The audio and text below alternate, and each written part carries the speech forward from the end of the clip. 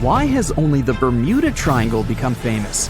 You know, there are other mysterious triangles where ships disappear for strange reasons too.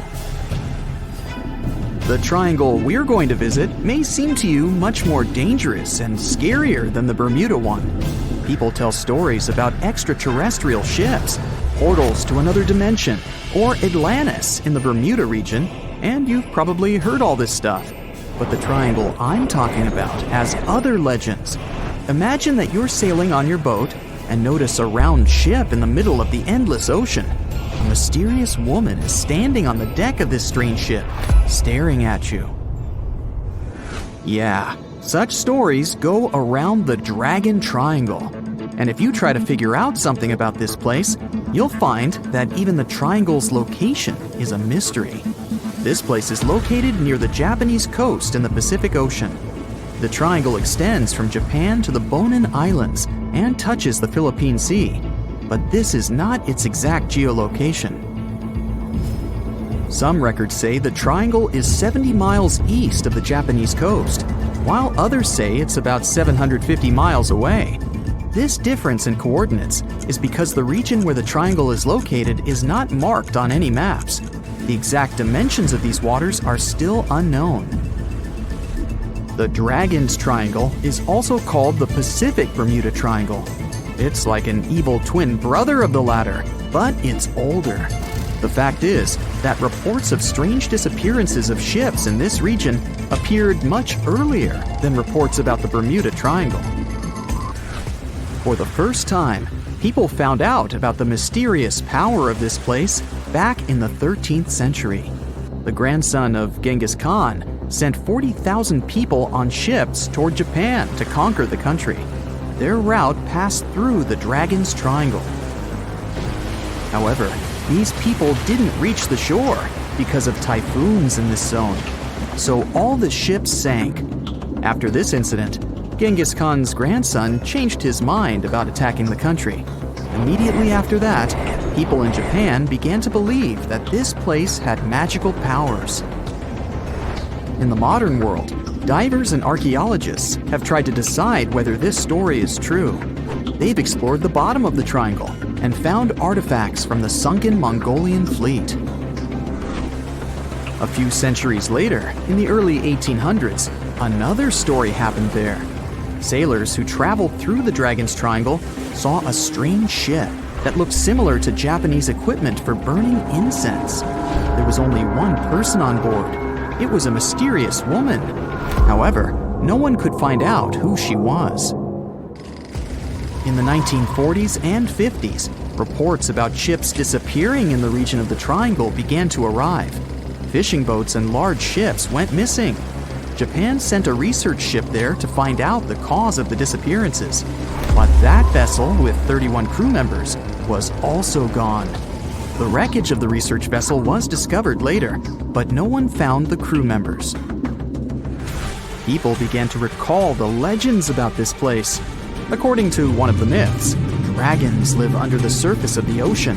They destroy ships and take people to satisfy their hunger. Such stories are thousands of years old, but over time, in addition to fairy tales, scientific hypotheses began to appear. Scientists have tried to find out what's so peculiar about this place. One suggested that cold and hot currents mix and then pass through areas that attract strong electromagnetic waves. And when these mixed hot and cold currents meet these waves, they form electromagnetic interference. Electronic equipment on ships begin to break down, and navigation devices fail. At this moment, a storm starts, and vessels become helpless. They can't send distress signals or determine their location. Another theory says that underwater volcanoes are at the bottom of the triangle. They spew hundreds of thousands of tons of magma, churn the waters, and create giant waves. Seismic activity often happens off the coast of Japan, so this theory is quite logical. Also, volcanic activity can explain ancient legends about underwater dragons. Besides, islands often appear and disappear in this region. When magma cools down underwater and creates layers, they move upward and form land. Then, during the next eruption, they collapse and go underwater. But some of them remain. So imagine some ship sailing, and then a huge island rises from underneath and cracks its hull. Perhaps methane hydrates destroy ships. These substances come out of the Earth's crust, form large bubbles in the water, then rise and explode. Such a giant bubble can damage a ship's hull or even destroy a vessel. Anyway, scientists don't know for sure the reason for the disappearance of boats yet. And in general, all those mysterious cases that have occurred in that place are most likely nothing more than legends. The Dragon and Bermuda Triangles are in the oceans, but how about a triangle in a lake? It's located between Michigan and Wisconsin, right inside Lake Michigan. In 1950, a plane with 108 passengers on board disappeared without a trace while flying over the lake. When the search began, rescuers found a few pieces of the aircraft on the water.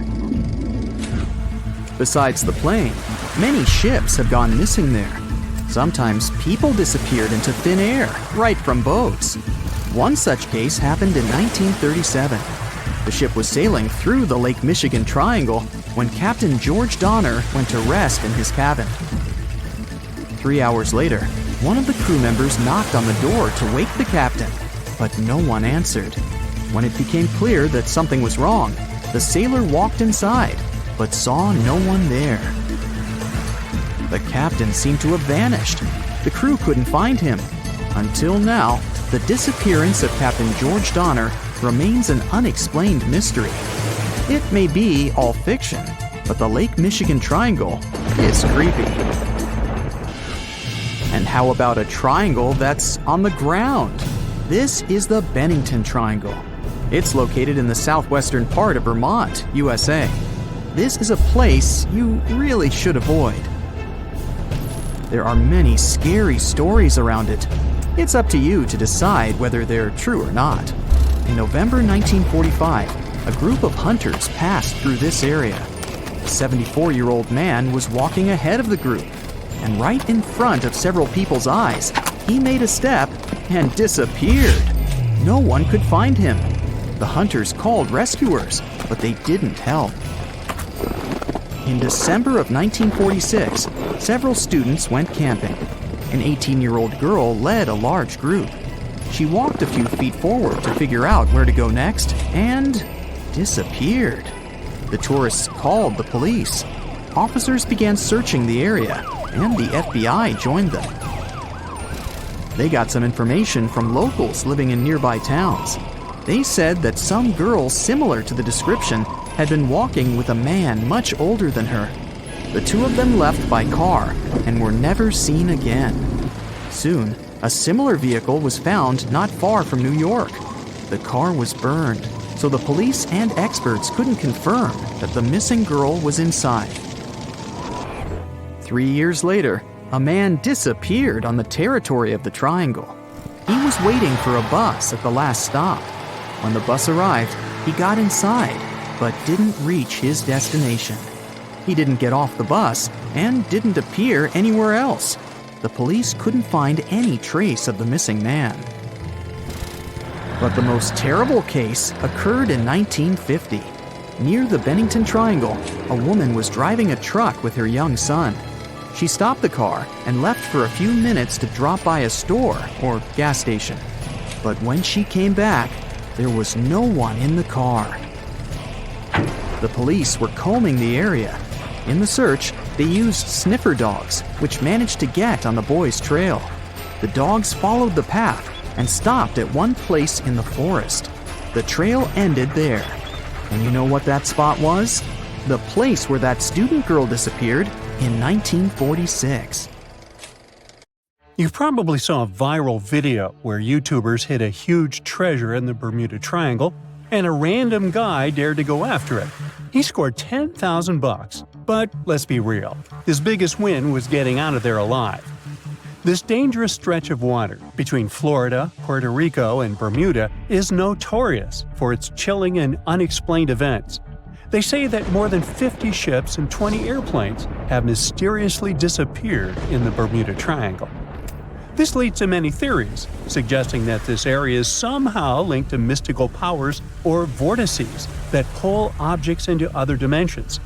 But an Australian scientist named Karl Kruszelnicki might have actually cracked the code on the Bermuda Triangle mystery.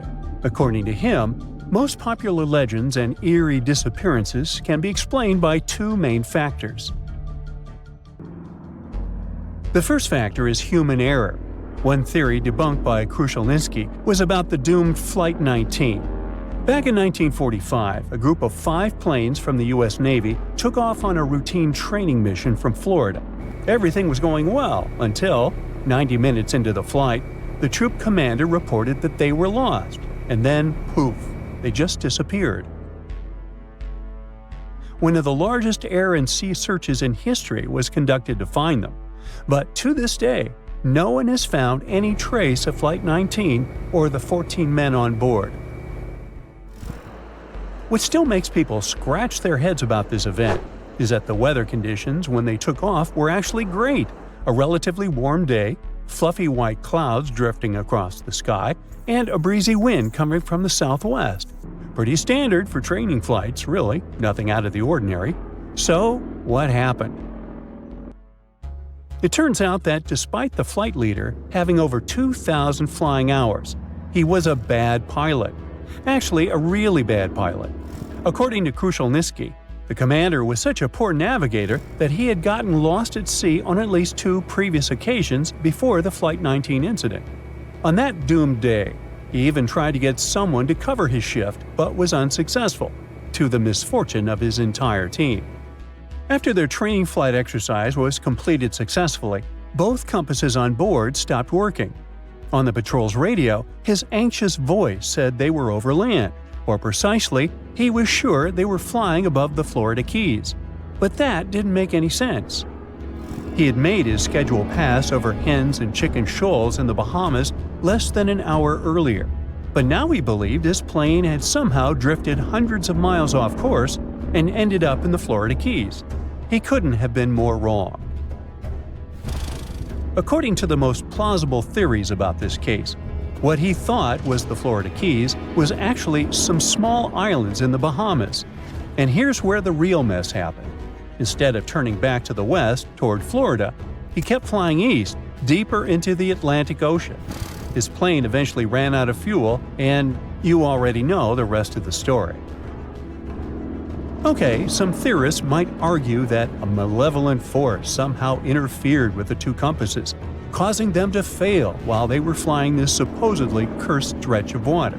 But let's face it, even if that were true, human error was the main factor here. The pilot shouldn't have mistaken the Bahamas Islands for the Keys. End of that story. Now, let's talk about the second factor that, according to Kruszelnicki, explains many of the strange disappearances in the Bermuda Triangle, and that's related to bad weather.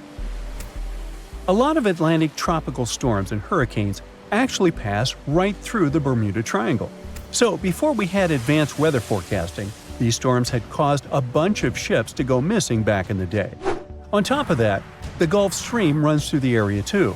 That's a super strong ocean current that can make the weather change quickly and sometimes pretty dramatically.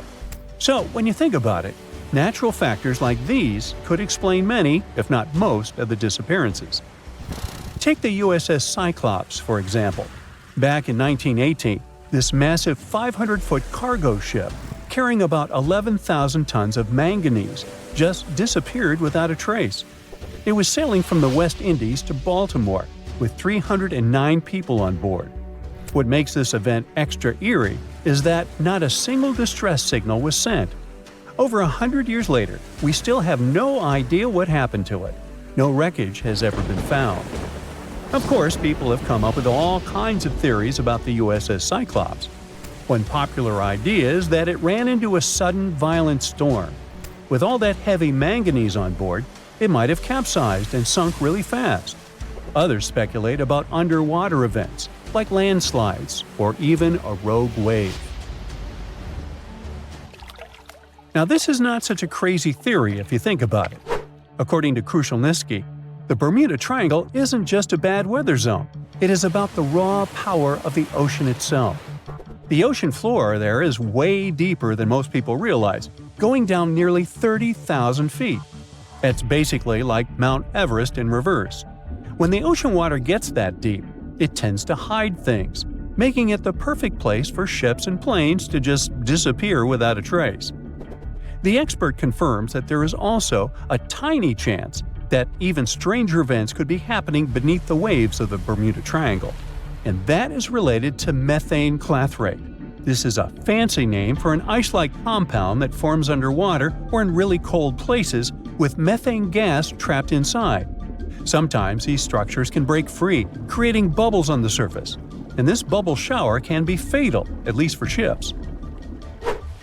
Some experiments done with model ships showed that if enough bubbles rise up, the water's density drops, and this can mess with the ship's ability to float. If a large number of bubbles come up and cover a large area quickly, the ship could lose enough buoyancy to sink or tip over. But to be fair, the chances of something like that happening are very remote. So, human error and bad weather.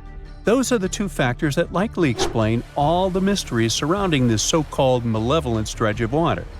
But the truth is, the Bermuda Triangle isn't all that special. Although this region is very popular, there are no official maps that clearly outline its exact boundaries and say, "Look, here, precisely, is the Bermuda Triangle." And that is part of the problem.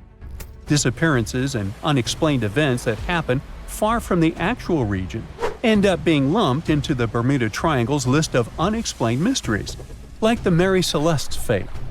In 1872, this ship was found completely intact, but with no sign of the captain, his family, or the crew. People thought, okay, creepy fact, ghost ship, so it must be related to the Bermuda Triangle. But one thing doesn't add up. The Mary Celeste was abandoned about 400 miles east of the Azores, so we're talking about a completely different part of the Atlantic. By this time, the triangle has morphed into a trapezoid to cover that huge chunk of the North Atlantic. What I'm trying to say here is that once people start believing in a danger zone, confirmation bias takes over. But the facts are that the Bermuda Triangle sees tons of daily traffic every single day, both by sea and air. And according to experts, the number of incidents that happen there is pretty much the same as anywhere else in the world, percentage-wise. Some years the number is a bit higher, some years lower, but it averages out the same. With that in mind, it seems like it's time for us to finally move on from wild theories involving the Bermuda Triangle. Well, at least until the next bizarre disappearance comes along.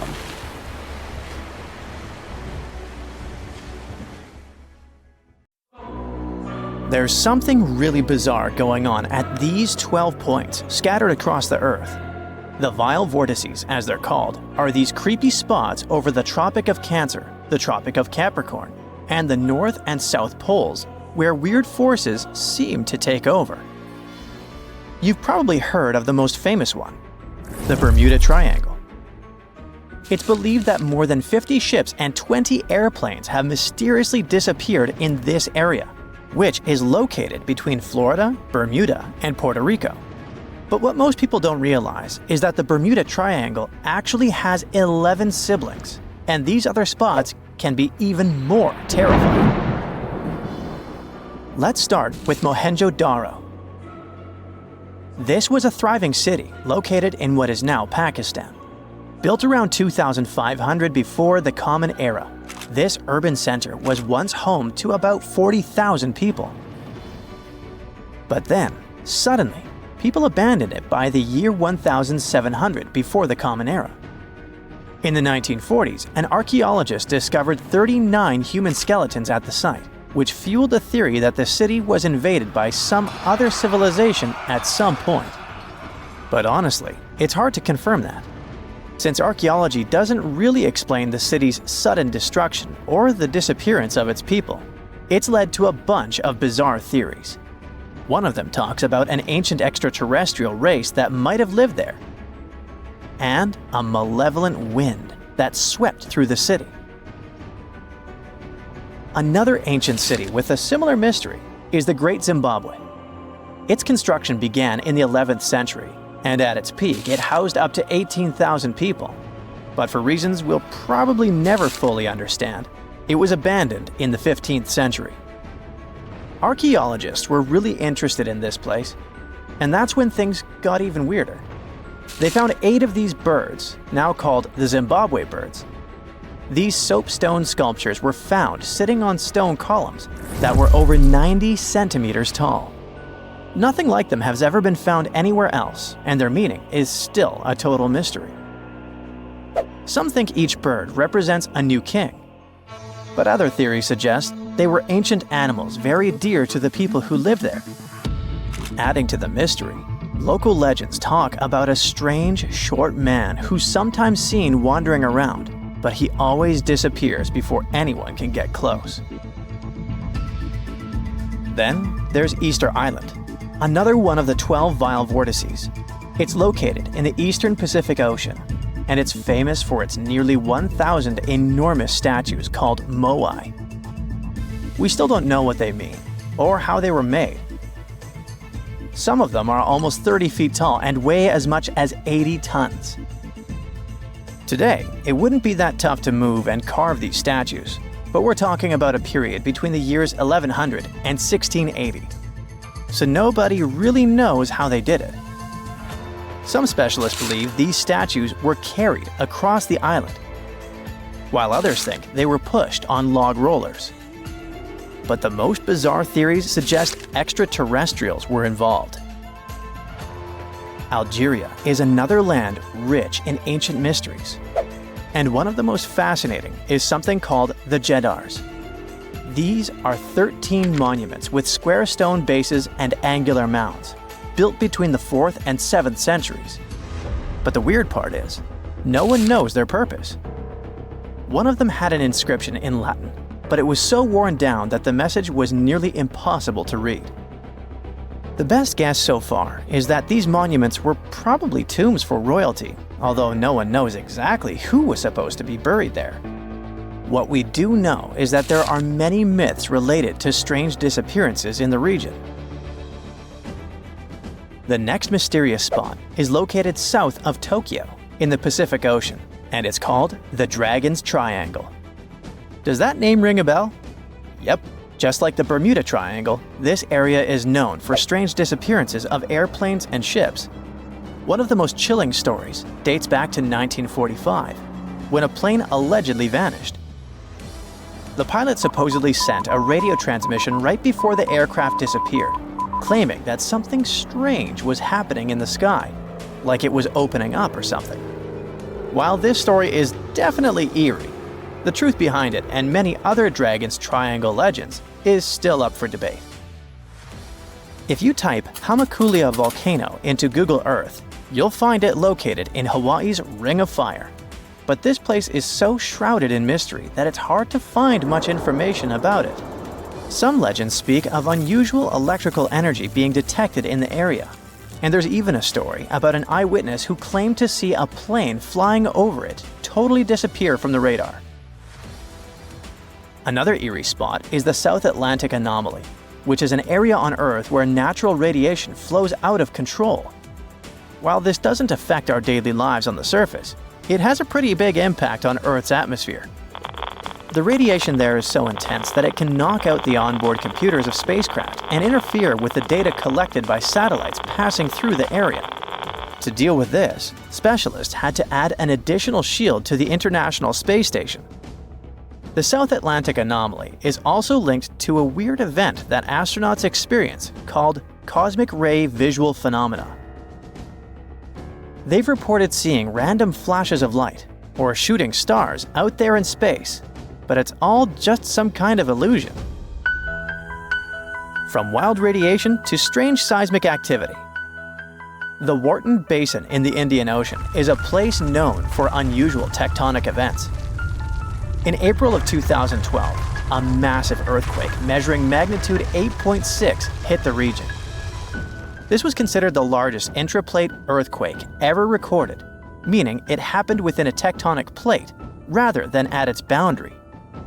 This caught the attention of scientists, who now speculate that the region might be forming a new boundary between the Australian and Indian plates.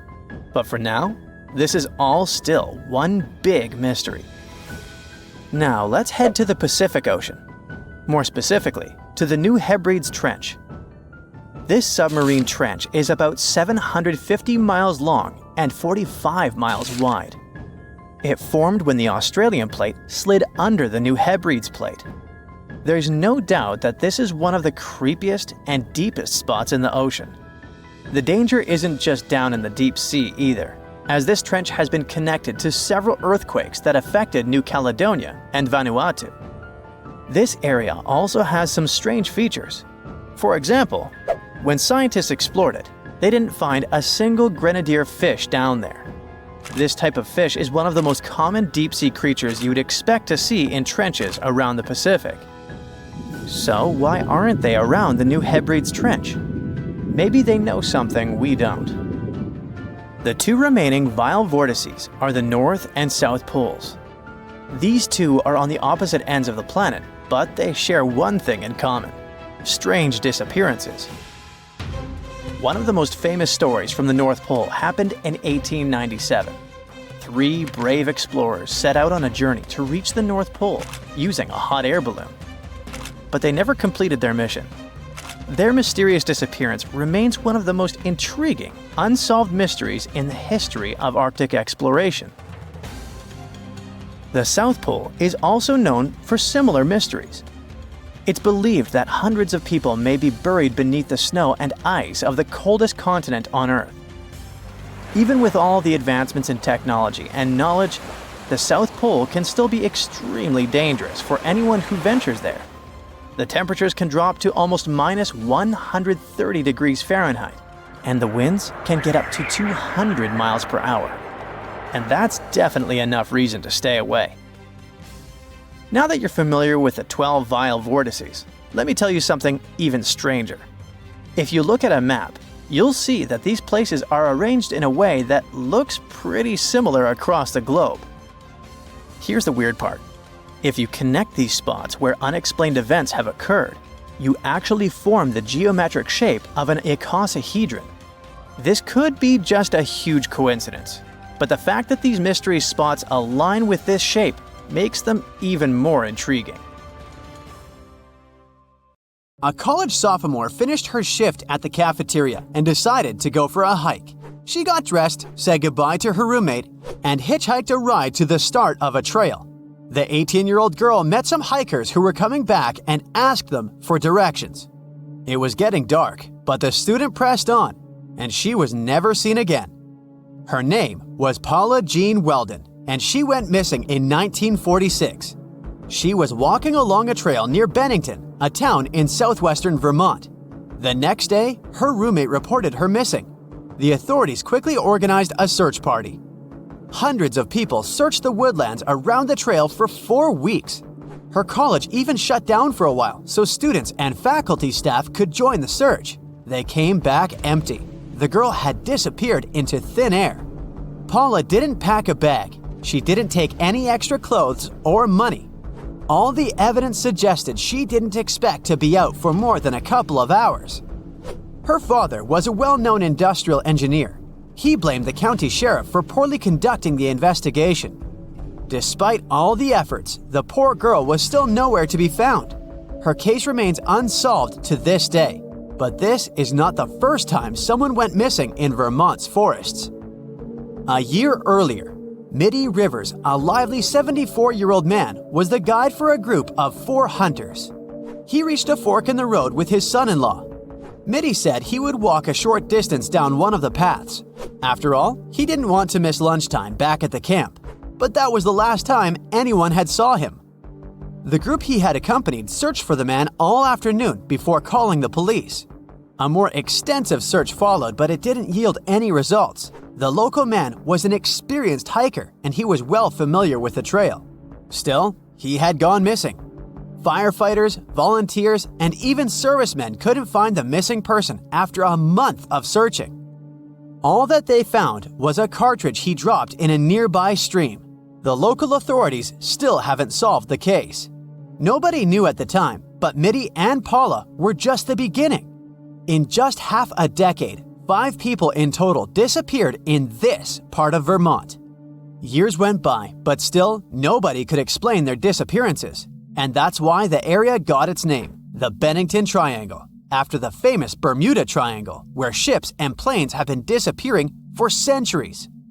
In 1949, the most puzzling disappearance happened in the Bennington Triangle. A 68-year-old veteran boarded a local bus. He was going home after visiting his relatives in St. Albans. His family took him to the bus station, and there were 14 witnesses who claimed he was still on it at the last stop before Bennington. But he never got off the bus there. His luggage was still on the rack, and an open bus timetable sat on his empty seat. The man had apparently vanished into thin air while on a moving bus. And there's another weird thing. He disappeared on the exact same date the college student went missing 3 years ago. The youngest person to mysteriously vanish was an 8-year-old. He was with his mother while she worked on the family farm. She went to feed the pigs and left her son alone for an hour or so. When she came back, the woman couldn't find her son. The locals soon formed search parties, and the local sheriff brought in tracking dogs. They picked up the scent, but lost it suddenly at a nearby crossroads. The guy was never found. Again, there was a strange element to this story. The youngster was wearing a bright red jacket. This would have made him more visible to the rescuers. But more strikingly, Paula, the college sophomore who disappeared 4 years earlier, also had a red jacket. The final disappearance happened just 16 days after the little fella vanished from the farm. A 53-year-old woman was camping with her family in the Green Mountain National Forest. She went for a hike with her cousin, but there was a mishap. The woman fell into a stream. She decided to go back to the camp to change clothes. Her cousin thought she would join him later and continued along the path alone, but the woman never came back. In fact, she never reached their base camp. For 2 weeks, 300 searchers scouted the woods. They brought in helicopters, but found no trace of the unfortunate woman. The last disappearance in the Bennington Triangle had an ending. Not a happy one, though. In the spring of the following year, the searchers found the poor camper 3.5 miles from the original campsite. They had previously covered that spot, which made it only more mysterious. It was impossible to determine why and what happened to her. The only thing these 5 disappearances have in common is the period of time and the geographic area. 36 square miles of thick woods in the southwest of Vermont. This remote area of Green Mountains wasn't the happiest of places. Bennington and the nearby village of Glastonbury were founded as mining and logging towns. The living conditions were harsh. Near the end of the 19th century, the locals tried to rebrand the area as a tourist destination, but the mountain was unstable and a huge flood washed away their dreams of a happy life. Residents started moving out. In 2010, only 8 people lived in Glastonbury. It became a ghost town. In the late 1940s, the area was back in the spotlight for all the wrong reasons. But how could these disappearances have remained a mystery for so long? Surely someone had a reasonable explanation. One theory suggests that it was a case of foul play. Maybe an unknown person was up to no good and harmed the unsuspecting people. But then there would have been a pattern, and there is none. Or maybe the elements were responsible. The college student went missing on a pleasant day at the very beginning of winter. She was lightly dressed because it was 50 degrees Fahrenheit outside. But in the evening, the air temperature plummeted. It was a freezing 9 degrees Fahrenheit the following morning. In this part of Vermont, the weather is quite unpredictable. It can get really windy, especially in winter. Perhaps the bad weather and the dense forest confused the missing people. Recently, a strikingly similar case of disappearance happened here. A college student got lost in heavy fog at the top of Glastonbury Mountain. When he didn't return home, his fiancée called the police. State troopers immediately went out to look for him, but it was too dark and foggy to see anything. Luckily, they found him the next morning. He got lost because of the thick fog. He managed to find his way back to the trail only after the weather conditions improved.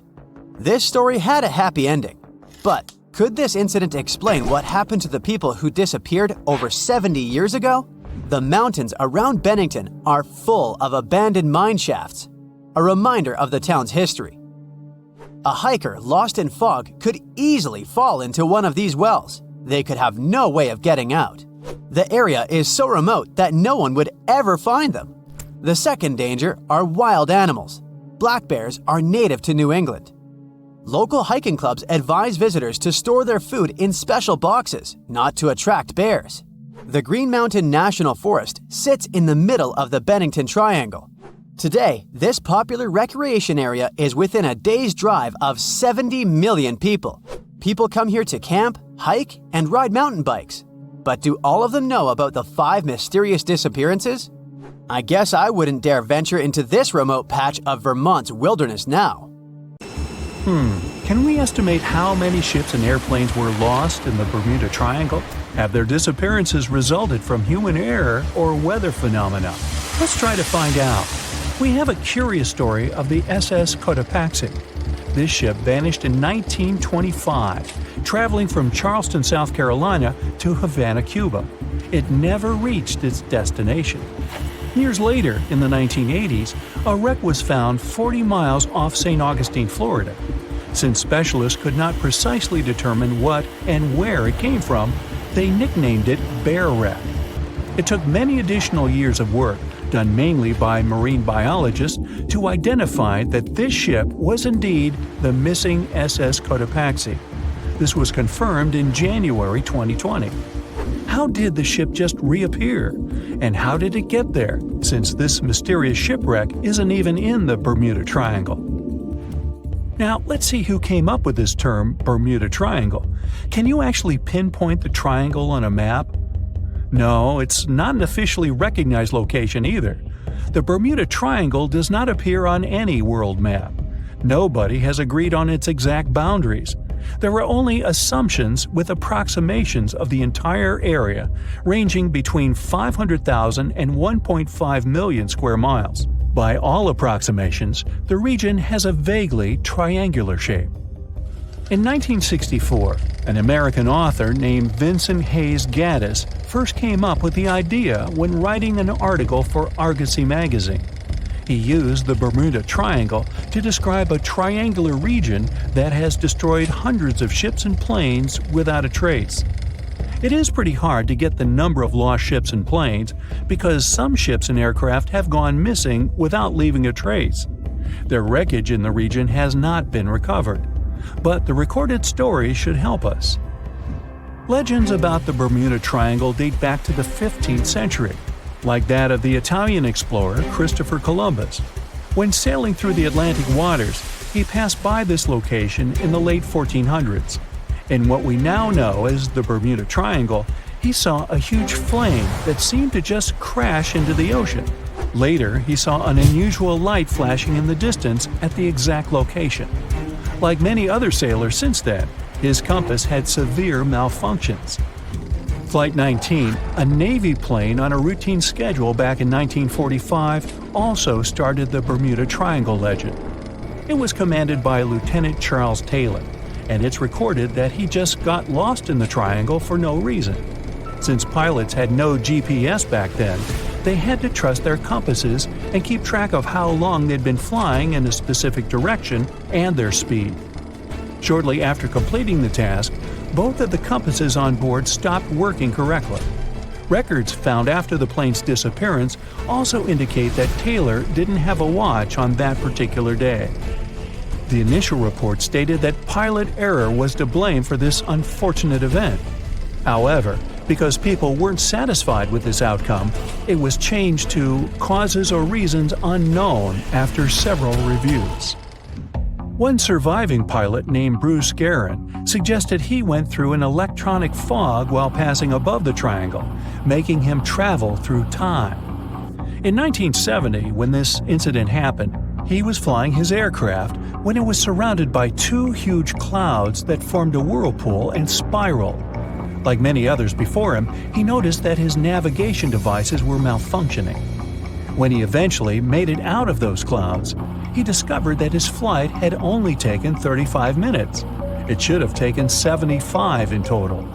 Since he had no other reasonable explanation for what he went through, he believed he must have been pushed forward in time.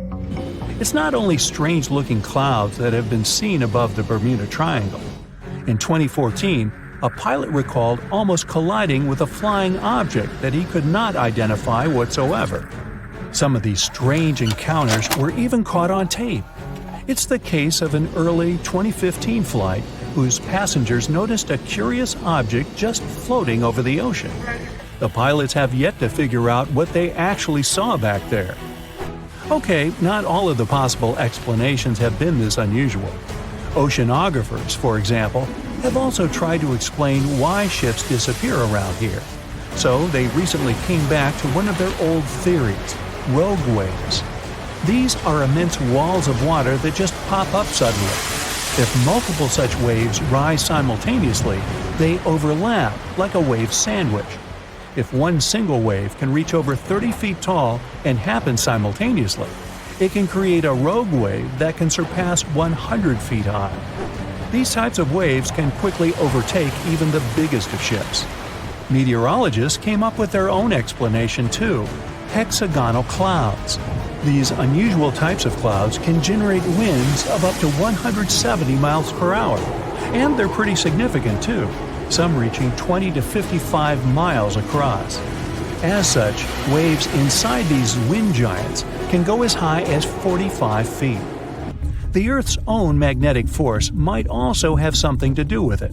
Within the Bermuda Triangle, compasses point to true north, the geographic North Pole, rather than magnetic north, the shifting magnetic North Pole. Some have even explained that since these two perfectly overlap in the Bermuda Triangle, it can cause a magnetic phenomenon that could make navigational devices malfunction. It's called the agonic line. The problem is that scientists have discovered that this line moves each year. It might have passed through the Bermuda Triangle at one point, but it's now through the Gulf of Mexico. Other strange natural phenomenon found along the coast of Norway could help explain why the Bermuda Triangle has claimed so many ships. There are some deep craters there, measuring up to half a mile wide and are 150 feet deep. Scientists believe they were created by methane gas bubbles. This gas seems to be leaking from deposits hidden deep in the seabed. Once the gas reaches a certain quantity, it bursts to the surface and causes eruptions. So, do pilots and ship captains actually avoid this area today? Could this explain why there are fewer ships that get lost there nowadays? But if you've ever flown from Miami to San Juan, Puerto Rico, you probably know that's not true. As for ships, if people would avoid the Bermuda Triangle, nearly all Caribbean vacations would be spoiled. To this day, there are a lot of flights that go over the Bermuda Triangle, so it's clear nobody is avoiding it. This place is one of the most heavily traveled shipping lanes in the world. Nowadays, the Bermuda Triangle has heavy daily traffic, both by sea and air. But the Bermuda Triangle is indeed subject to tropical storms and hurricanes that happen very often. Let's also keep in mind that the Gulf Stream, a strong ocean current that causes sharp changes in local weather, passes through the Bermuda Triangle. Besides, the deepest point in the Atlantic Ocean, the Milwaukee Depth, is also located in the Bermuda Triangle. The Puerto Rico Trench reaches almost 27,500 feet at the Milwaukee Depth. So, if you think about it, the whole mystery is a perfect combination of human error, bad weather, and a lot of ship traffic.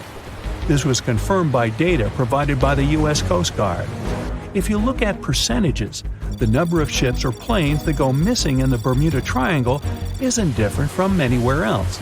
Disappearances do not happen more often than in any comparable region of the Atlantic Ocean. Official statistics say around 50 ships and 20 airplanes have vanished while traveling through this region. So that's another reason why the total number is so hard to pinpoint. Nobody could describe its rescue in official records if a boat was reported missing. There are also some events that, it turns out, didn't happen at all, adding to those false reports. like that of a plane crash back in 1937 off Daytona Beach, Florida, that local papers surprisingly revealed nothing about. It was the wealthiest and most beautiful city ever to be seen. Stepping through its central gate alone would take your breath away with its elaborate decorations and towering marble statues. Everywhere you'd look, you'd find yet another marvel of civil engineering and cultural prowess. Yes, the lost city of Atlantis was truly the pinnacle of ancient civilization. That is, if it ever existed. Since it was supposedly swallowed by the sea in its entirety, it's no wonder some curious minds linked it to the Bermuda Triangle, another subject of endless mystery in popular culture, suspected of swallowing quite a few missing planes and ships. In the late 1960s, it's said that a group of treasure hunters stumbled upon the remains of an ancient city while diving in the Bermuda Triangle off the coast of Miami. Not only did they claim to encounter some intricate-looking ruins, but they also claimed that they found a glass pyramid there, larger than any other pyramid ever discovered in Egypt. A huge glass pyramid on the bottom of the Atlantic Ocean? No, that story turned out to be a hoax. Nevertheless, we do know that strange phenomena are still happening in the Bermuda Triangle, like volatile water currents or even the occasional vortex. When anyone mentions the Bermuda Islands, this mythical triangle is often the first thing that comes to mind, due to all the mysterious disappearances or unexplained malfunctions. But there's a lot more to this territory than one mysterious triangle. Let me tell you about it, just in case you might want to visit.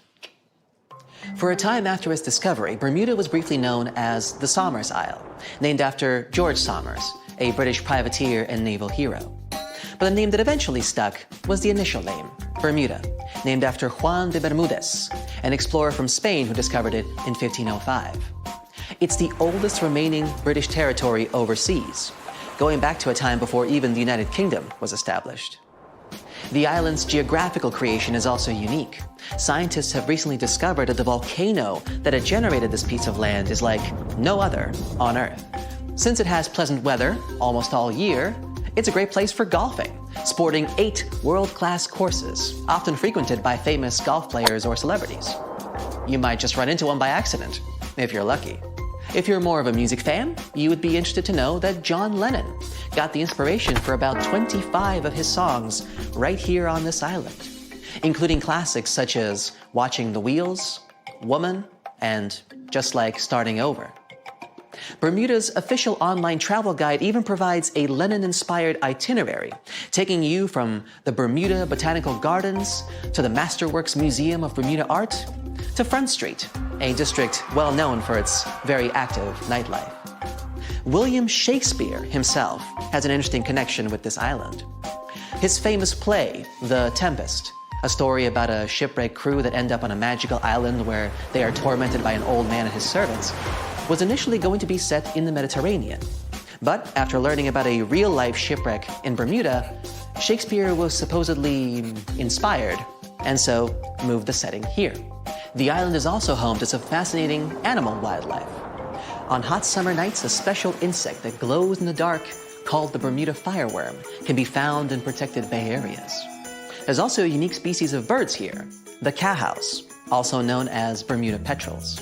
Believed to be extinct for about 300 years, they were rediscovered back in the 1950s, and a sanctuary was built for their protection. Currently, there are about 300 of these birds in Bermuda, total. Some of the first sailors to end up on the island at times reported strange sounds coming from inland and the surrounding waters after sunset. They even described what they heard as children screaming. So, of course, they thought it must have been because of witches or sea monsters. It took a little more time and research to figure out the sounds were coming from the cowhouse. These birds emit a very specific sound that can be easily confused with distressed human noises. Just as the Netherlands are famous for their tulips and Brazil for its coffee, Bermuda is well known for, drumroll please, onions. Yes, Bermuda used to export an amazing amount of onions back in the day, and the general quality of the vegetables produced here is said to be very high. Bermudians, that's how people living in Bermuda are called, are so proud of their onion heritage that when the clock strikes 12 on New Year's, a giant-sized onion decorated with beautiful lights is dropped in St. George's Town Square to usher in a new year. This is a big part of Bermudian tradition, as their onion heritage is a point of pride for the Bermudian people. The community of Bermuda is known to be tight-knit and to be very friendly and sociable. It's common to say hi to everyone on the street, even if you aren't properly introduced. Not greeting people when entering a shop or jumping into a bus is actually considered rude, so be sure to get accustomed to locals saying hello when paying a visit. Another fascinating aspect of Bermuda is its architecture. The houses are all painted in bright, zesty colors. Bermudians take very good care of their homes, even repainting them every 4 to 5 years. And they can even choose the color of their house without any limits. The roofs, however, are a completely different story. When visiting, you will notice that they are all white and terraced. Here's why. Since there is no public water system in Bermuda, people living here have to collect their own water. And that's what the roofs are for. Rainwater is collected on the roofs and then funneled into water tanks for storage and future use. That's why it's so important that the roofs remain white.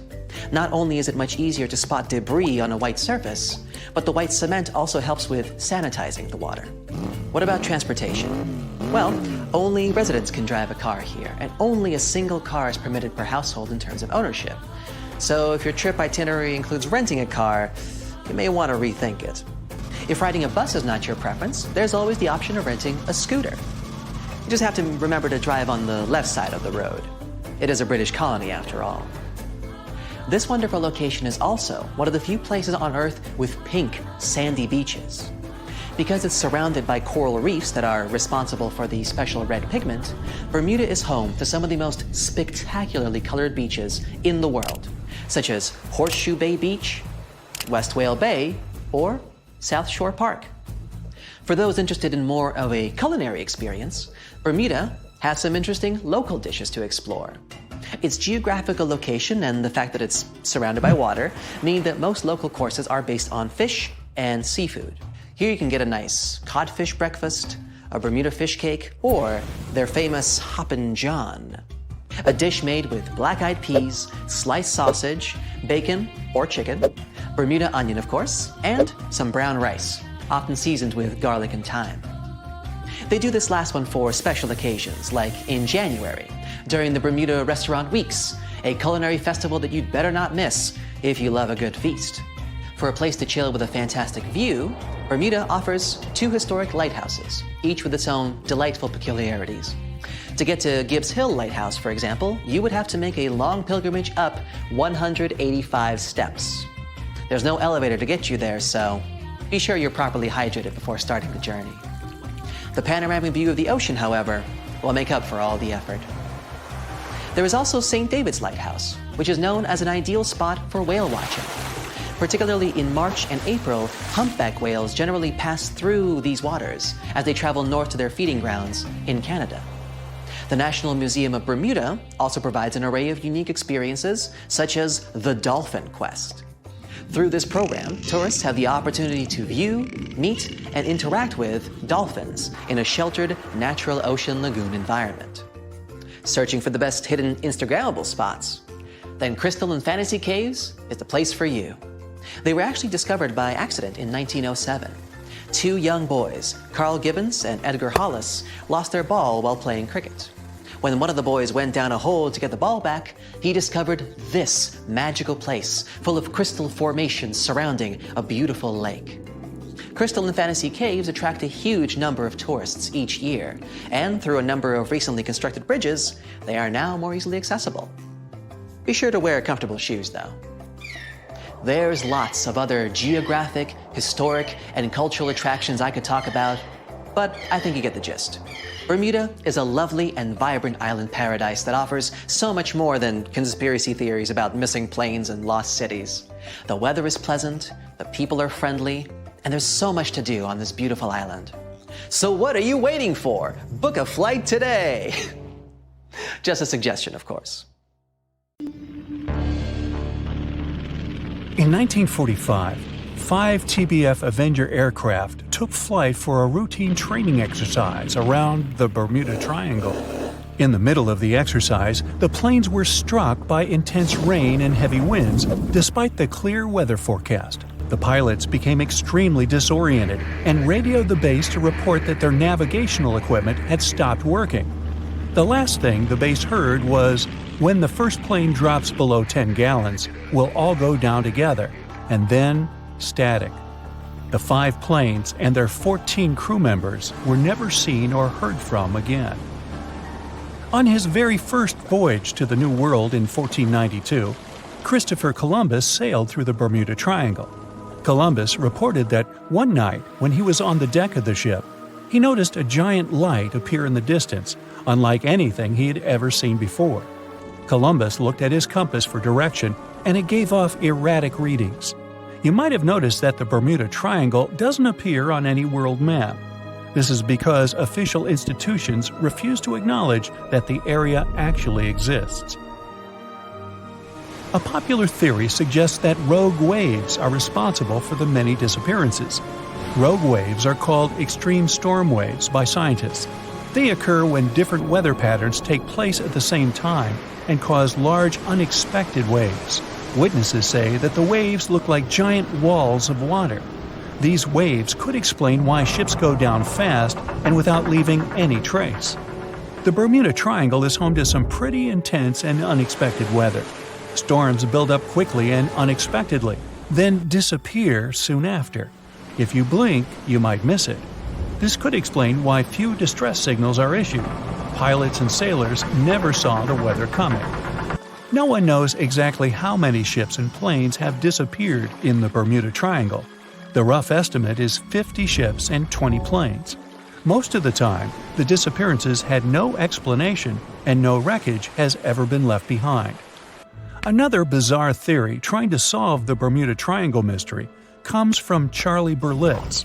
He insists that the area is home to the lost city of Atlantis. The missing ships and planes and malfunctioning equipment, according to him, were all caused by rays of energy let out by the special energy crystals that power Atlantis. While this sounds silly, Berlitz's theory was convincing enough that over 20 million people bought his book worldwide. In the year 1800, a large sailing vessel called the USS Pickering departed from the U.S. on its way to the West Indies. The ship sailed into the Bermuda Triangle along with its 90-man crew and was never heard from again. The USS Pickering was the first ever confirmed ship to vanish in the Bermuda Triangle. It's believed that the ship was taken out by a storm, but because no wreckage was ever found, we'll never know for sure. When the TBF Avenger planes went missing, a massive search operation was conducted. Boats and planes searched the Bermuda Triangle for any signs of the aircraft. One of the boats searching was a PBM-5 Mariner airboat. The airboat took flight at 7:27 p.m. and called in a routine radio message 3 minutes later. Then, it was never heard from again. No trace was ever found of the rescue airboat or the 5 Avenger aircraft. An enormous investigation was launched into the disappearance of all these vehicles, but nothing was ever discovered. This particular area of the ocean is one of the most heavily traveled shipping routes in the world. Some skeptics believe that this fact solves the mystery. Statistically, the busier the area, the higher the frequency of accidents and disappearances. While this makes sense, it's not the frequency of disappearances that's responsible for the mystery of the Bermuda Triangle. It's the lack of explanation or wreckage found. On the ocean floor, decomposing organisms let off large concentrations of methane gas that gets trapped under the water. This gas can build up until, boom, it ruptures. The gas surges up to the surface and erupts. If a ship was in the area of one of these ruptures, the water would become much less dense and cause the ship to sink rapidly and without warning. Scientists believe this could be the cause of the many disappearances in the Bermuda Triangle. While this theory makes a lot of sense, it doesn't seem too likely. The U.S. Geological Survey has stated that no large releases of gas are believed to have occurred in this area for the past 15,000 years. The ocean floor is made of rocks containing a lot of magnetite. It's more like iron. Magnetic fields react to high concentrations of magnetite on the ocean floor, which may start a sort of conflict between the two. It can often lead to various weather anomalies and, as a result, navigation issues. And, naturally, any changes in the ocean floor or the Earth's magnetic fields influence the Bermuda Triangle a lot. Since the magnetic field is constantly moving, it might be also taking the Bermuda Triangle with it. Now that people know where the triangle is, it's easy to avoid it. It supposedly moves eastward together with the magnetic poles, but scientists still can't answer where exactly it will be in a couple of years. Some people blame all the disasters on the extraterrestrial paranormal activity. Others suppose it's all about raging natural phenomena. There's another triangle in Lake Michigan. Just like the one near Bermuda, the Michigan Triangle got its shady reputation for some disappearances. The first recorded one dates back to 1679. A large vessel, one of the largest of that time, set out on an expedition, yet once it got in the sinister triangle, it never came back. Much later, an aircraft disappeared in this triangle. The skies are usually very clear there, but back in 1883, some people witnessed abnormal things in the area. Some claim to have seen large blocks of ice falling from the skies, and the crew even managed to save one as hard proof. Meanwhile, the Pacific Ocean Mystery Area is another sinister triangle. Off the south coast of Japan, not far away from Tokyo, there's a sea where plenty of ships met their doom, disappearing without a trace in these waters. They call it the Devil's Triangle. Some scientists believe the cause of anomalies is the environmental changes. Also, there's a really high concentration of methane hydrates on the bottom of the ocean in the Pacific Triangle area. You're deviating from your original course and sailing in the wrong direction. There's the Caribbean Sea near the triangle, peppered with small islands. The seafloor here isn't deep. The ship can get in shallow waters. And now the ship is stuck on a shoal, and you have no idea where you are. If this were the 21st century, the ship's captain would be able to reach the shore using GPS and other modern navigation. But the most interesting thing is that the compass would work correctly this time, since the magnetic North Pole hasn't already coincided with the true one for a long time in the territory of the Bermuda Triangle. The agonic line is somewhere far away from here.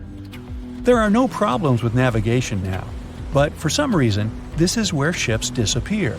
In fact, not just here. Throughout the Atlantic Ocean, there are places where many more ships were gone. The Bermuda Triangle is not even in the top 10 of such places. One of the main reasons why many ships are lost here is that one of the most popular shipping routes in the Atlantic passes through the Bermuda Triangle. And the more ships in one place, the more shipwrecks. Simple probability. Then, it just starts getting weird. Other theories say that there's a space-time rift in this region. Ships and planes fall into this rift and end up in the past or the future. But for some reason, there's not a single proof of this myth. There's no reason to think that the rift is hidden somewhere here.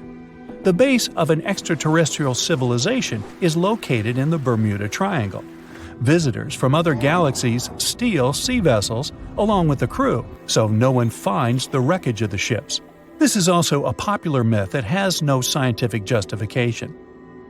The Kraken lives somewhere in the triangle. It's a huge squid that sinks ships and also is a legend that sailors tell each other. However, gigantic squids live in the depths of the ocean. They can grow to the size of half a train car, but no cases have ever been recorded where they sunk a large vessel. And in the area of the Bermuda Triangle, they have never ever been seen. People in the past didn't know about the existence of these creatures, so when they saw them for the first time, they described them as huge, terrible monsters. Giant squids are some of the most elusive creatures on Earth, and scientists had to use sonar equipment to find them. They don't like to leave the dark depths and are likely to be afraid of the sound of any ship. So, that should squash the squid as a suspect. The Bermuda Triangle is one of the most heavily traveled shipping routes in the world. Some skeptics believe that this fact solves the Bermuda Triangle mystery. Statistically, the busier the area, the higher the frequency of accidents and disappearances. While this makes sense, It's not the frequency of disappearances that's responsible for the mystery of the Bermuda Triangle. It's the lack of explanation or wreckage found. On his very first voyage to the New World in 1492, Christopher Columbus sailed through the Bermuda Triangle. Columbus reported that one night, when he was on the deck of the ship, he noticed a giant light appear in the distance, unlike anything he'd ever seen before. Columbus looked at his compass for direction, and it gave off erratic readings. You might have noticed that the Bermuda Triangle doesn't appear on any world map. This is because official institutions refuse to acknowledge that the area actually exists. No one exactly knows how many ships and planes have disappeared in the Bermuda Triangle. The rough estimate is 50 ships and 20 planes. Most of the time, the disappearances had no explanation and no wreckage has ever been left behind. When the TBF Avenger planes went missing, a massive search operation was conducted. Boats and planes searched the Bermuda Triangle for any signs of the aircraft.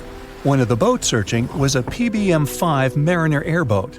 The airboat took flight at 7:27 p.m. and called in a routine radio message 3 minutes later. Then, it was never heard from again. No trace was ever found of the rescue airboat or the 5 Avenger aircraft. A huge investigation was launched into the disappearance of all these vehicles, but nothing was ever discovered. The Bermuda Triangle is home to some pretty intense and unexpected weather. Storms build up quickly and unexpectedly, then disappear soon after. If you blink, you might miss it. This could explain why few distress signals are issued. Pilots and sailors never saw the weather coming. A popular theory suggests that rogue waves are responsible for the many disappearances. Rogue waves are called extreme storm waves by scientists. They occur when different weather patterns take place at the same time and cause large unexpected waves that reach up to 100 feet tall. Witnesses say that the waves look like giant walls of water. These waves could explain why ships go down fast and without leaving any trace. Just off the coast of Japan, you'll find the Bermuda Triangle of the Pacific Ocean. They call it the Devil's Triangle. Between 1950 and 1954, 9 ships disappeared in this area without leaving a trace. The ship Kaio Maroon 5 was sent to investigate these unexplained disappearances when it also vanished. After this incident, the Japanese authorities labeled the area as a danger zone, and sailors were encouraged to avoid it. Some people blame all disasters on the extraterrestrial paranormal activity. Others suppose it's all about raging natural phenomena. Some scientists believe the cause of anomalies is the environmental changes. Also, there's a really high concentration of methane hydrates on the bottom of the ocean in the Pacific Bermuda area. This gas tends to set off, and when it happens, bubbles start forming on the surface of the water. These gas eruptions can interrupt the ability to float and can easily sink a ship. Because of this chemical reaction, there won't be even a trace left. Underwater volcanoes are said to be another possible explanation for the Japanese Dragon's Triangle. In fact, they can take down even small islands. Luckily, nobody lives there.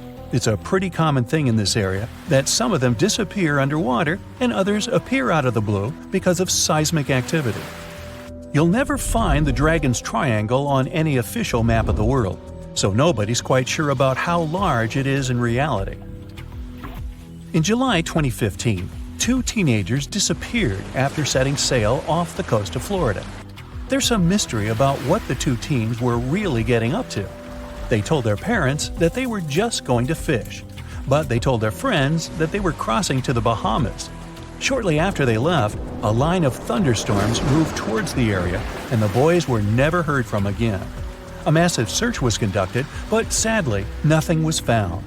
1 year later, the pair's boat was found off the coast of Bermuda with a broken iPhone and some personal effects left inside. One of the most popular and bizarre theories trying to solve the Bermuda Triangle mystery comes from Charles Berlitz. He insists that the area is home to the lost city of Atlantis. The missing ships and planes and malfunctioning equipment, according to him, were all caused by rays of energy let out by the special energy crystals that power Atlantis. While this sounds silly, Berlitz's theory was convincing enough that over 20 million people bought his book worldwide.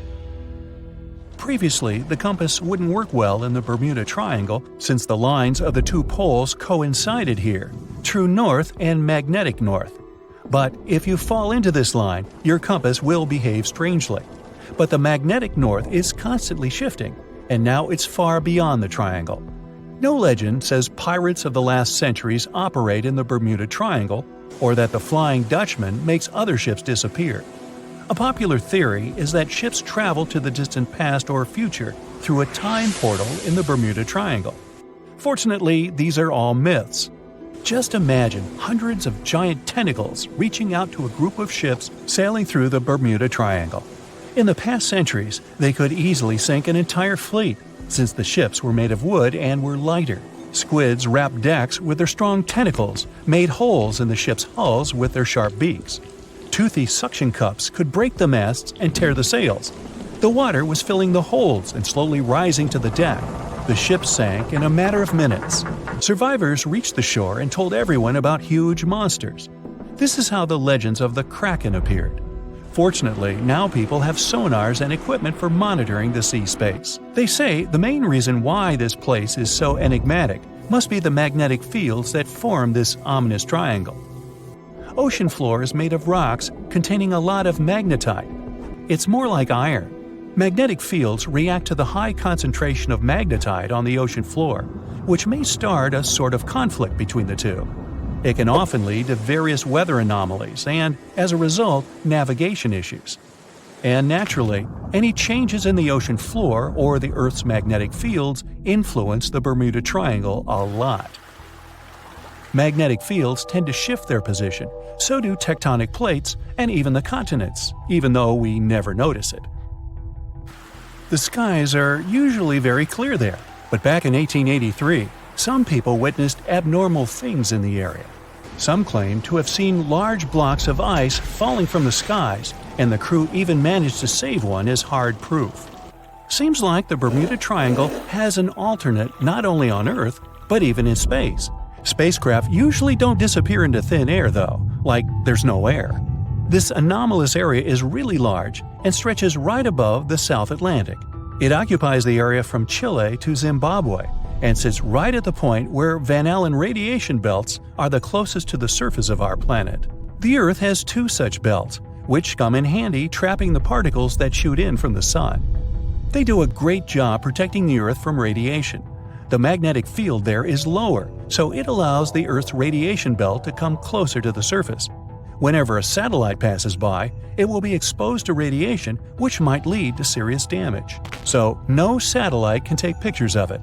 The South Atlantic anomaly is part of the Earth where natural radiation just flows out of control. Still, there is little evidence that all these triangles are really dangerous. Many believe the Bermuda Triangle itself has been proven time and again to be nothing but a work of fiction. In fact, some shipwrecks, such as the Ellen Austin, gained popularity in the middle of the 20th century, while nobody even thought of drawing a triangle in the Bermuda area before that. The mystery was popularized by science fiction writers and became a common myth, while no serious research proved it any more dangerous than other parts of the world's ocean. So, the crew of the Ellen Austin back in 1881 weren't even aware of the Bermuda Triangle back then, let alone afraid of it. What do you think?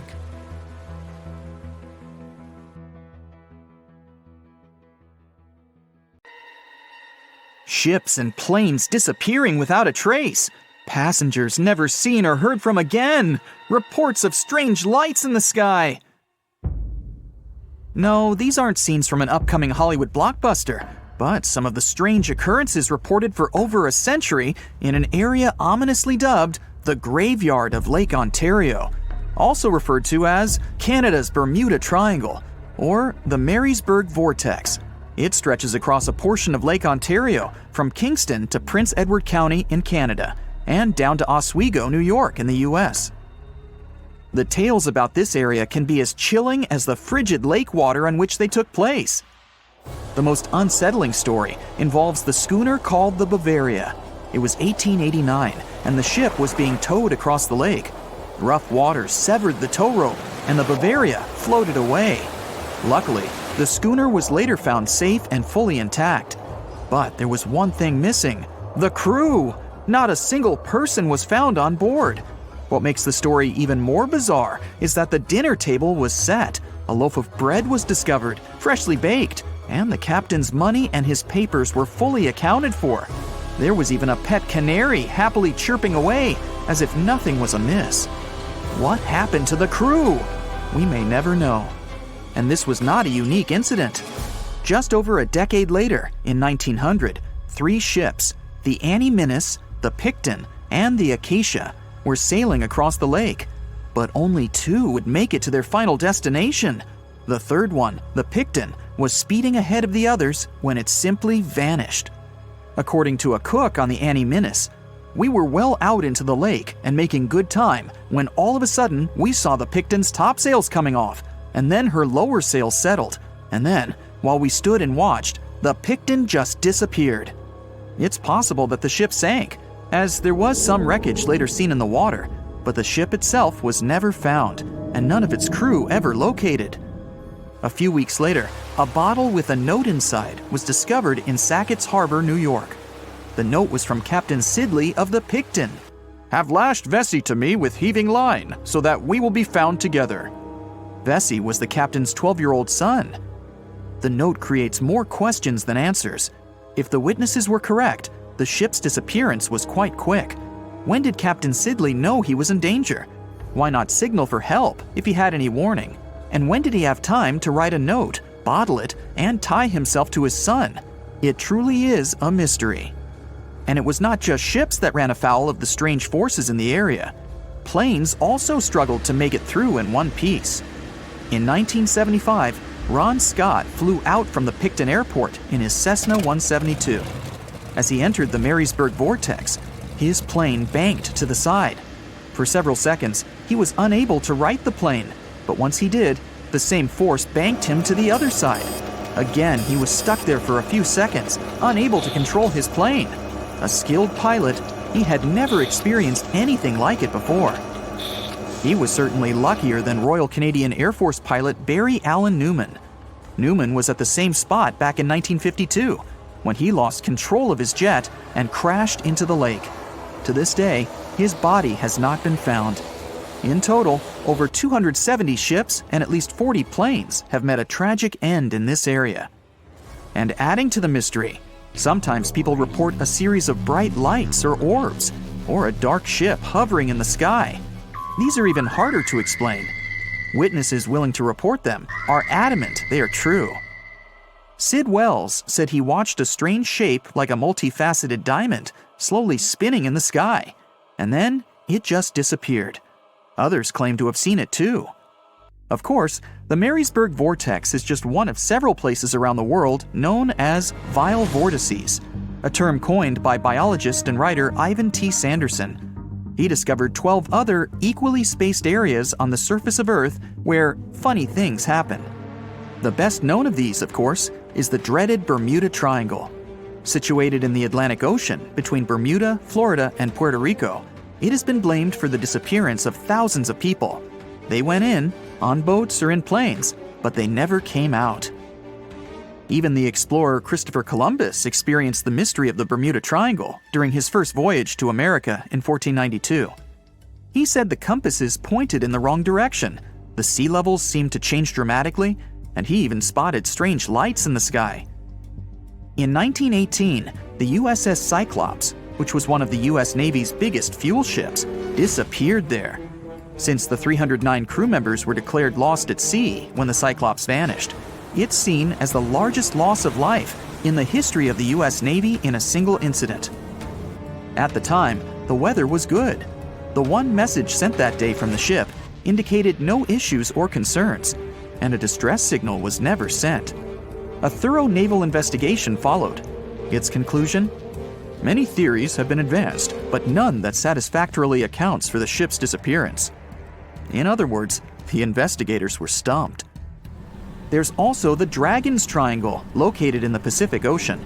The most disturbing story involves a group of Japanese vessels that disappeared in the 1950s. When researchers were sent to investigate what happened, they too disappeared. In each case, it's impossible to truly know what occurred. and it's easy to get caught up in stories of giant sea monsters lurking beneath the waves. Who doesn't like a good scare? And Sanderson was willing to accept the possibility of such stories being true. He believed the vile vortices that he studied could be explained by anything from a wrinkle in the space-time continuum to magnetic abnormalities to underwater people. Of course, Sanderson was not only a huge fan of strange places, he also wrote about strange creatures like Bigfoot and the Loch Ness Monster. His skills as an impartial scientist are questionable, though. In 1948, he claimed that some three-toed footprints found at Clearwater Beach in Florida were proof of 15-foot-tall penguins, arguing that they were impossible to fake. In 1988, Tony Singerini revealed that he and his friend, attaching some cast-iron feet to his high-top sneakers, were behind the giant penguin hoax. So maybe Sanderson isn't the most reliable source after all, but there are also some very compelling and wholly natural explanations. Let's look specifically at the Marysburg Vortex. It's entirely possible that ships like the Bavaria and the Picton were done in by a mix of bad luck and bad weather. Unsettled weather is certainly not uncommon on Lake Ontario, and flash storms on the open water can prove dangerous to the most skilled sailor. And even today, with advances in weather forecasting, we get it wrong all the time. Back then, there was no way to predict that a storm was just around the corner. And the weather was just one issue. Historian Mark Seguin said that the area was always known to be dangerous, as the lake bed quickly becomes shallow along the eastern shore. There are also small rocky islands and shoals scattered throughout the area, making sailing a risky venture, especially for larger vessels or those weighed down by heavy cargo. By the mid-20th century, modern weather forecasting and improved shipbuilding alleviated most of the hazards of the Great Lakes shipping, resulting in fewer losses. The last major shipwreck in any of the Great Lakes was that of the SS Edmund Fitzgerald, which sank off the coast of Lake Superior in 1975, with 29 crew members going down with it. It seems the vortex is no match for human progress. And as for lights or images in the sky, in most cases, it's the result of an interesting phenomenon called thermal or temperature inversion. When this happens, a layer of warm air becomes trapped under cold air. This can result in mirages or reflections. So, a light on the ground that is miles away can be reflected in the sky, giving the impression of a flying object. Other parts of the mystery may be solved with a little time. Lake Ontario's freshwater and frigid temperatures help preserve the ships and planes that came to rest there. As divers and researchers continue to explore the area, maybe we'll finally learn the fate of the Bavaria, the Picton, Captain Sidley, and his son. More than 50 ships and 20 planes have disappeared here since the middle of the 19th century. You won't find this place using an ordinary paper map, since it's not an official region of the Atlantic Ocean. It's just a small area of water in the shape of a triangle, located not far from the southeastern coast of the US. In the 20th century, this place became a legend. Some believe it's home to a secret base. Others are positive it's a time portal. Ships get caught in a strong storm and move to the past or the future. There's also a theory that the city of Atlantis is located right under the Bermuda Triangle. Its technologies create bursts of energy and destroy ships. Even airplanes have a chance to disappear in this area. All this has gone so far that if something strange happens in the ocean, everyone thinks it's somehow connected with the Bermuda Triangle. The fear of the triangle has been made popular through books and movies. Directors, writers, and journalists like to use this theme. But in their works, you only see a few correct answers. You can find the truth about this place yourself if you look closely. But first, let's refute the weakest theories. Space objects, Atlantis, time travel. All these myths appeared in the middle of the 20th century. There weren't any records about mysterious phenomena before this time. People just noted that a lot of ships were sinking here. But then, one author wrote a book about Atlantis lying in the waters of the Triangle. The author didn't provide any evidence, but he described this hypothesis very convincingly. People read it and liked it. The human psyche likes to read something secret. When you learn something that no one knows about, it makes you feel special. And of course, you begin to believe in this secret. So, this was one reason why the Bermuda Triangle book has become so popular. It brought the author a lot of money, and other people also wanted to enrich themselves the same way. Some other fantastic theories about time travel and secret bases have appeared since then. After that, people started making documentaries. All those works devoted to the mystical nature of the triangle were based not on real facts, but on theories from other books. It's impossible to find the truth in this chaos. Some people like to learn secrets, even if they're fake. But you can always find the truth if you really want. Just take any myth and try to find sources proving its reality. Most likely, you'll find nothing but non-scientific books and movies. There are also more realistic things about the triangle, but they are no less interesting. One hypothesis says that ships disappeared there because of methane. Deposits of this gas are under the seabed of this region. Sometimes it releases from there and rises to the surface. As soon as methane comes into contact with water, it takes the form of giant bubbles. Then these bubbles foam the water and create large waves that flip the ships. This theory is quite real, and such a natural phenomenon exists, but not in the Bermuda Triangle. None of the numerous studies have confirmed the presence of an increased concentration of this gas here. The last methane eruption occurred here about 15,000 years ago. Another realistic theory is rogue waves. They form without storms and winds. The calm water surface can transform into a big wave, the height of a 5-story building, in 3 seconds. It sinks a ship and then quickly disappears. The sea is calm again, as if there were no waves at all. Some scientists believe a surface sea current colliding with a strong headwind creates this phenomenon. But some recorded cases involved no wind. Another version says the wave is born thanks to the collision of warm and cold currents. But the most exciting theory talks about kinetic vampirism that forms the waves. Under certain natural conditions, waves get the ability to exchange kinetic energy. And among all the waves, there will be the biggest, the vampire one. It absorbs the energy from all the others. When the power is accumulated, the vampire wave splashes it out. This explains the force of the impact and its sudden disappearance. All theories seem logical, but scientists still can't figure out the nature of this phenomenon. Yes, rogue waves can carry ships underwater, but not only in the Bermuda Triangle.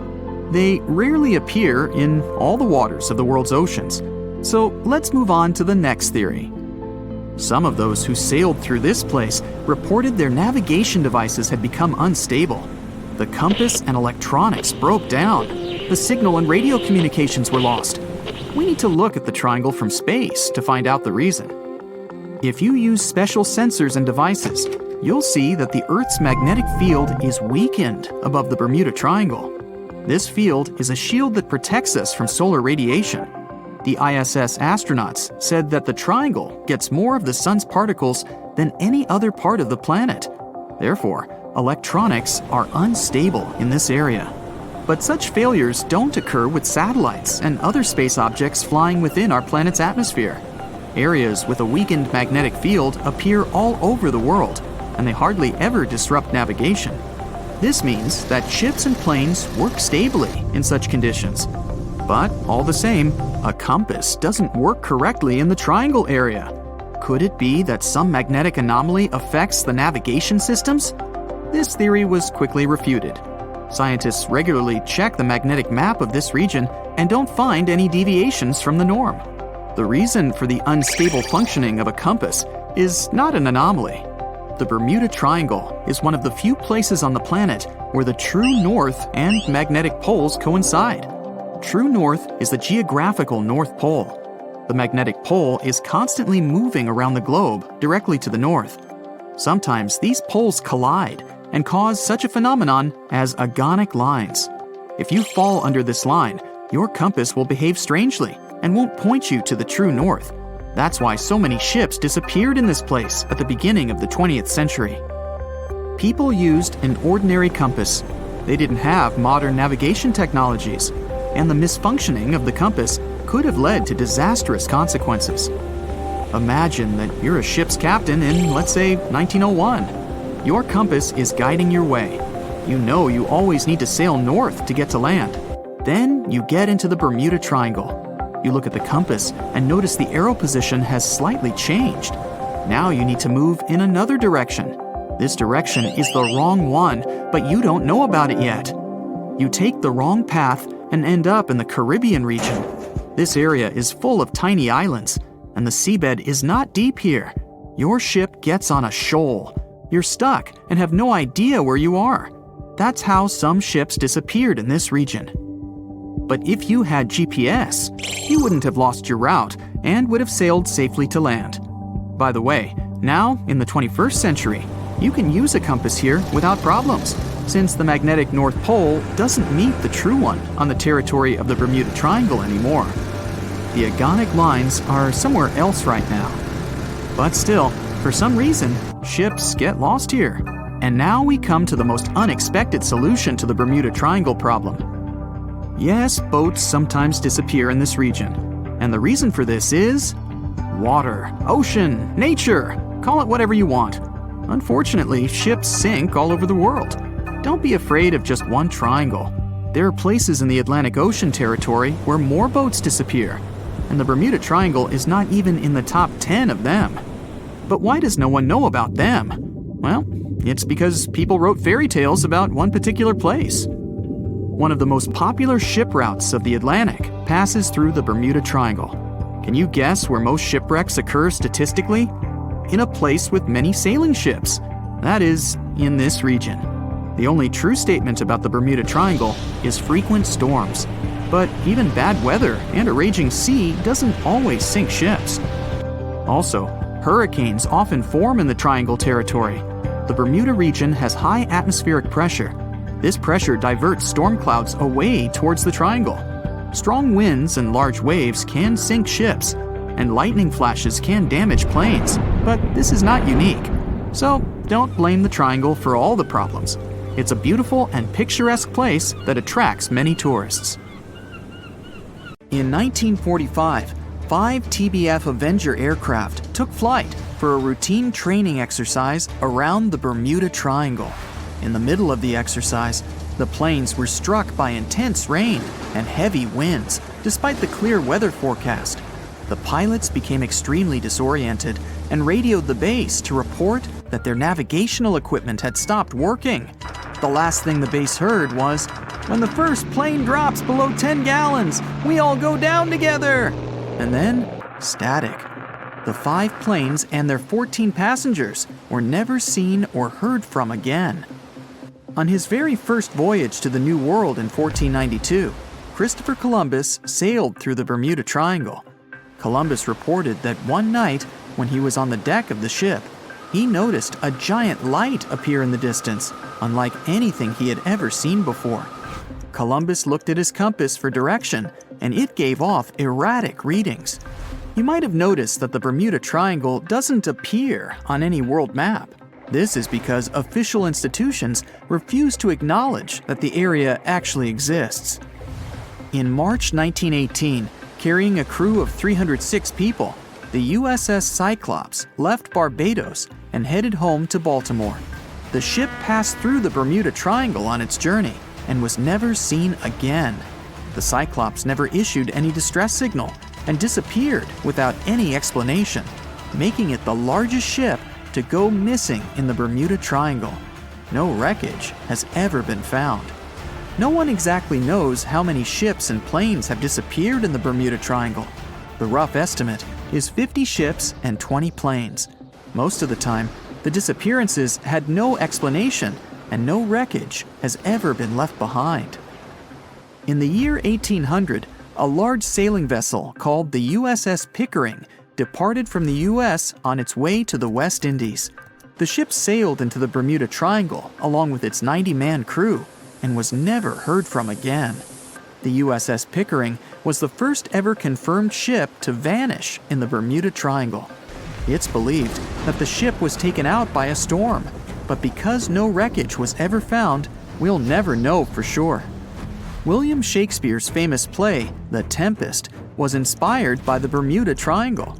Sailors returned home to England to tell stories of treacherous waters near the Bahamas where ships mysteriously disappeared. These stories made it back to the Bard himself and inspired his final play about a storm at sea transporting a ship to a mysterious land. The shipwreck in Shakespeare's play is based on the 17th century ship Sea Venture. The ship was carrying supplies from England to Virginia when it was struck by a massive storm in the Bermuda Triangle. Sea Venture was battered by the storm for 3 days and barely made it to the shore. Survivors of the wreck were stranded on a desolate stretch of Bermuda for 9 months. When the TBF Avenger planes went missing, a massive search operation was conducted. Boats and planes searched the Bermuda Triangle for any signs of the aircraft. One of the boats searching was a PBM-5 Mariner airboat. The airboat took flight at 7:27 p.m. and called in a routine radio message 3 minutes later. Then, it was never heard from again. No trace was ever found of the rescue airboat or the 5 Avenger aircraft.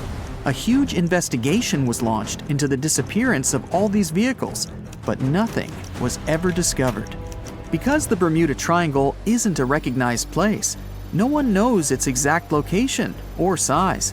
Some people believe it covers around 500,000 square miles around the Bermuda area. Other people believe the triangle is as big as 1.5 million square miles. The Bermuda Triangle is one of the most heavily traveled shipping routes in the world. Some skeptics believe that this fact solves the Bermuda Triangle mystery. Statistically, the busier the area, the higher the frequency of accidents and disappearances. While this makes sense, it's not the frequency of disappearances that's responsible for the mystery of the Bermuda Triangle. It's the lack of explanation or wreckage found. The Bermuda Triangle is home to the deepest point in the Atlantic Ocean, the Milwaukee Deep. The area has a maximum depth of over 27,000 feet. This is one of the deepest points in the ocean floor, but still not close to the massive 35,000 feet of the Mariana Trench. But the huge depth might explain how such little wreckage has been found. The Bermuda Triangle is home to some pretty intense and unexpected weather. Storms build up quickly and unexpectedly, then disappear soon after. If you blink, you might miss it. This could explain why few distress signals are issued. Pilots and sailors never saw the weather coming. In the year 1800 again, the ship USS Insurgent was on patrol when it stopped briefly at a coastal base before heading back out to sea. That was the last time USS Insurgent was ever seen. A severe storm reportedly struck the West Indies around that time. It's believed that storm was so powerful, it could have caused the sinking of both the USS Insurgent and USS Pickering, which vanished around the same time. Like the Pickering, no wreckage of the Insurgent was ever discovered. A popular theory suggests that rogue waves are responsible for many disappearances. Rogue waves are called extreme storm waves by scientists. They occur when different weather patterns take place at the same time and cause large unexpected waves that reach up to 100 feet tall. Witnesses say that the waves look like giant walls of water. These waves could explain why ships go down fast and without leaving any trace. Joshua Slocum was an extremely talented sailor. He was the first person to ever sail single-handedly around the world. But sadly, he was no match for the Bermuda Triangle. In November 1909, Slocum said goodbye to his wife and set off on one of his usual winter voyages to the West Indies. Slocum's wife reported him missing after several months passed without any contact. It's said that he called in at Miami to resupply before vanishing into the Bermuda Triangle. Just off the coast of Japan, you'll find the Bermuda Triangle of the Pacific Ocean. They call it the Dragon's Triangle. Between 1950 and 1954, 9 ships disappeared in this area without leaving a trace. The ship Kaiomaru 5 was sent to investigate these unexplained disappearances when it also vanished. After this incident, the Japanese authorities labeled the area as a danger zone, and sailors are encouraged to avoid it. On the ocean floor, decomposing organisms let off large concentrations of methane gas that gets trapped under the water. This gas can build up until boom! It ruptures. The gas surges up to the surface and erupts. If a ship was in the area of one of these ruptures, the water would become much less dense and cause the ship to sink rapidly and without warning. Scientists believe this could be the cause of the many disappearances in the Bermuda Triangle. While this theory makes a lot of sense, it doesn't seem too likely.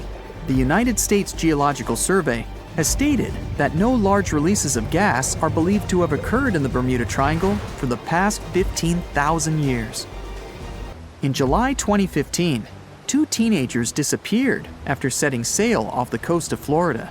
There's some mystery about what the 2 teens were really getting up to. They told their parents that they were just going to fish, but they told their friends that they were crossing to the Bahamas. Shortly after they left, a line of thunderstorms moved towards the area, and the boys were never heard from again. A massive 15,000-mile search was conducted, but sadly, nothing was found. 1 year later, the pair's boat was found off the coast of Bermuda with a broken iPhone and some personal effects left inside. One of the most popular and bizarre theories trying to solve the Bermuda Triangle mystery comes from Charles Berlitz. He insists that the area is home to the lost city of Atlantis. The missing ships and planes and malfunctioning equipment, according to him, were all caused by rays of energy let out by the special energy crystals that power Atlantis. While this sounds silly, Berlitz's theory was convincing enough that over 20 million people bought his book worldwide. December 4th, 1970. Pilot Bruce Gernon had 2 passengers on board his Beechcraft Bonanza single-engine aircraft, his father and business partner. They took off from Andros Island in the Bahamas and headed northwest for the Florida coast. Sure, they were in the infamous Bermuda Triangle's airspace, but this was a typical flight Bruce had made dozens of times before. The trip usually took about an hour and a half with no hiccups whatsoever. Bruce took off and started gaining altitude. Strange things started happening right from the get-go. At first, he noticed a small cloud up ahead, but it kept growing. Not from the plane getting closer. This thing was actually getting bigger in size. Bruce had to fly through it, and he came out the other end just fine. He gained altitude, and yet another mysterious cloud appeared.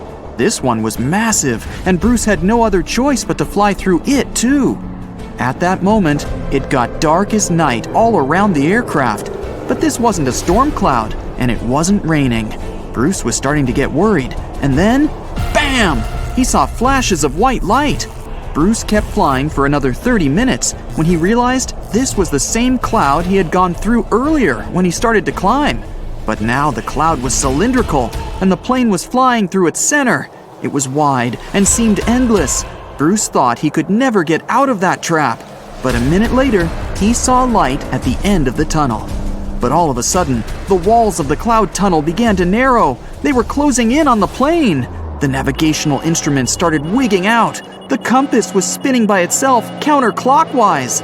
The walls kept narrowing, smaller and smaller, wrapping like a vortex. The electrical instruments still going haywire. Bruce was running out of time. He had to get out of this place fast. A grueling 20 seconds later, he burst out of this foggy trap. As Bruce described later, he felt weightless for 5 seconds as his plane left the tunnel. The clouds dispersed, and now the aircraft was in a grayish haze. The men let out a big sigh of relief.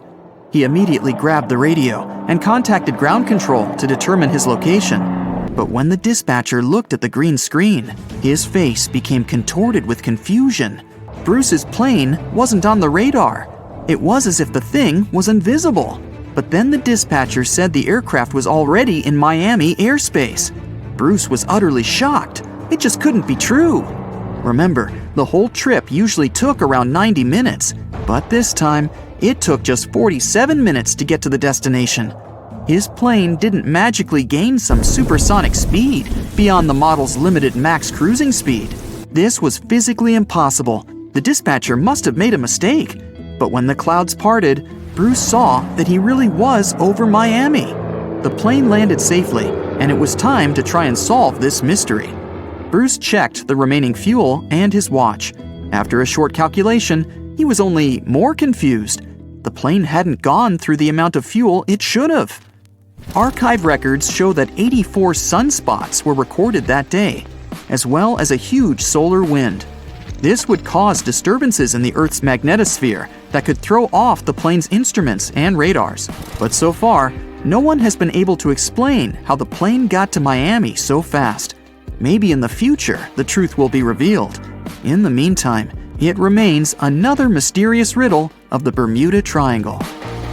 "Can you drive faster, please?" you ask the taxi driver nervously. You arrive at the airport and quickly grab your bags from the trunk, rushing to the building in cold sweat. You bump into people in the crowd, apologizing on your every step, and finally, you're on board. In a few hours, you go from the airport straight to the yacht awaiting you in the harbor, and only seeing the shore drift away from you brings you calm. At last, your Bahamas vacation has begun. You lie down and close your eyes in peace. A slight rocking of the yacht wakes you up. You don't know exactly how long you slept, but the sun is slowly sinking below the horizon. You enjoy a magnificent red sunset, but after a minute, you suddenly realize that you can't see the shore. You run across the deck, looking this way and that. The endless ocean is everywhere. You reassure yourself of having navigational skills and go to the bridge. You look at the compass and see the arrow turning like crazy.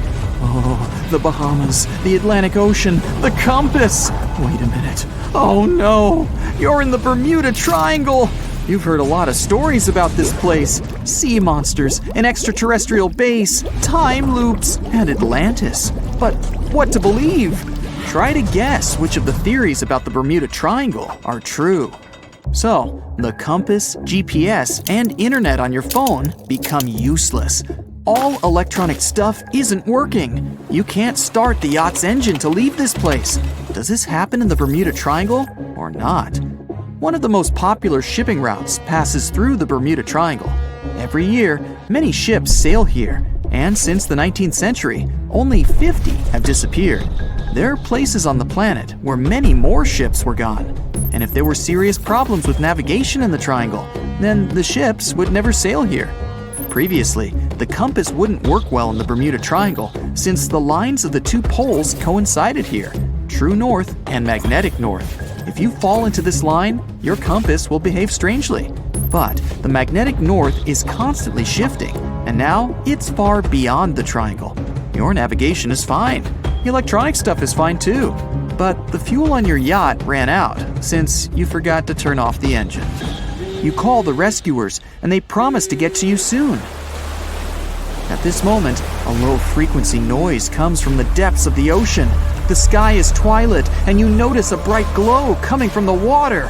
Then, a few feet away, a huge beam of orange light bursts out of the water and rushes into the sky. Another beam shoots out from the other side of the yacht. The starry sky is overcast. It seems like a huge blaster is shooting plasma columns into the sky. A new circle of light appears around your yacht. It gets brighter and brighter, and the energy charge breaks your ship in half. In a life jacket, you jump into the water screaming. A bright light is formed right below you, and, of course, it's all fairy tales. One of the most popular theories is that the site of the Bermuda Triangle was once the ancient city of Atlantis.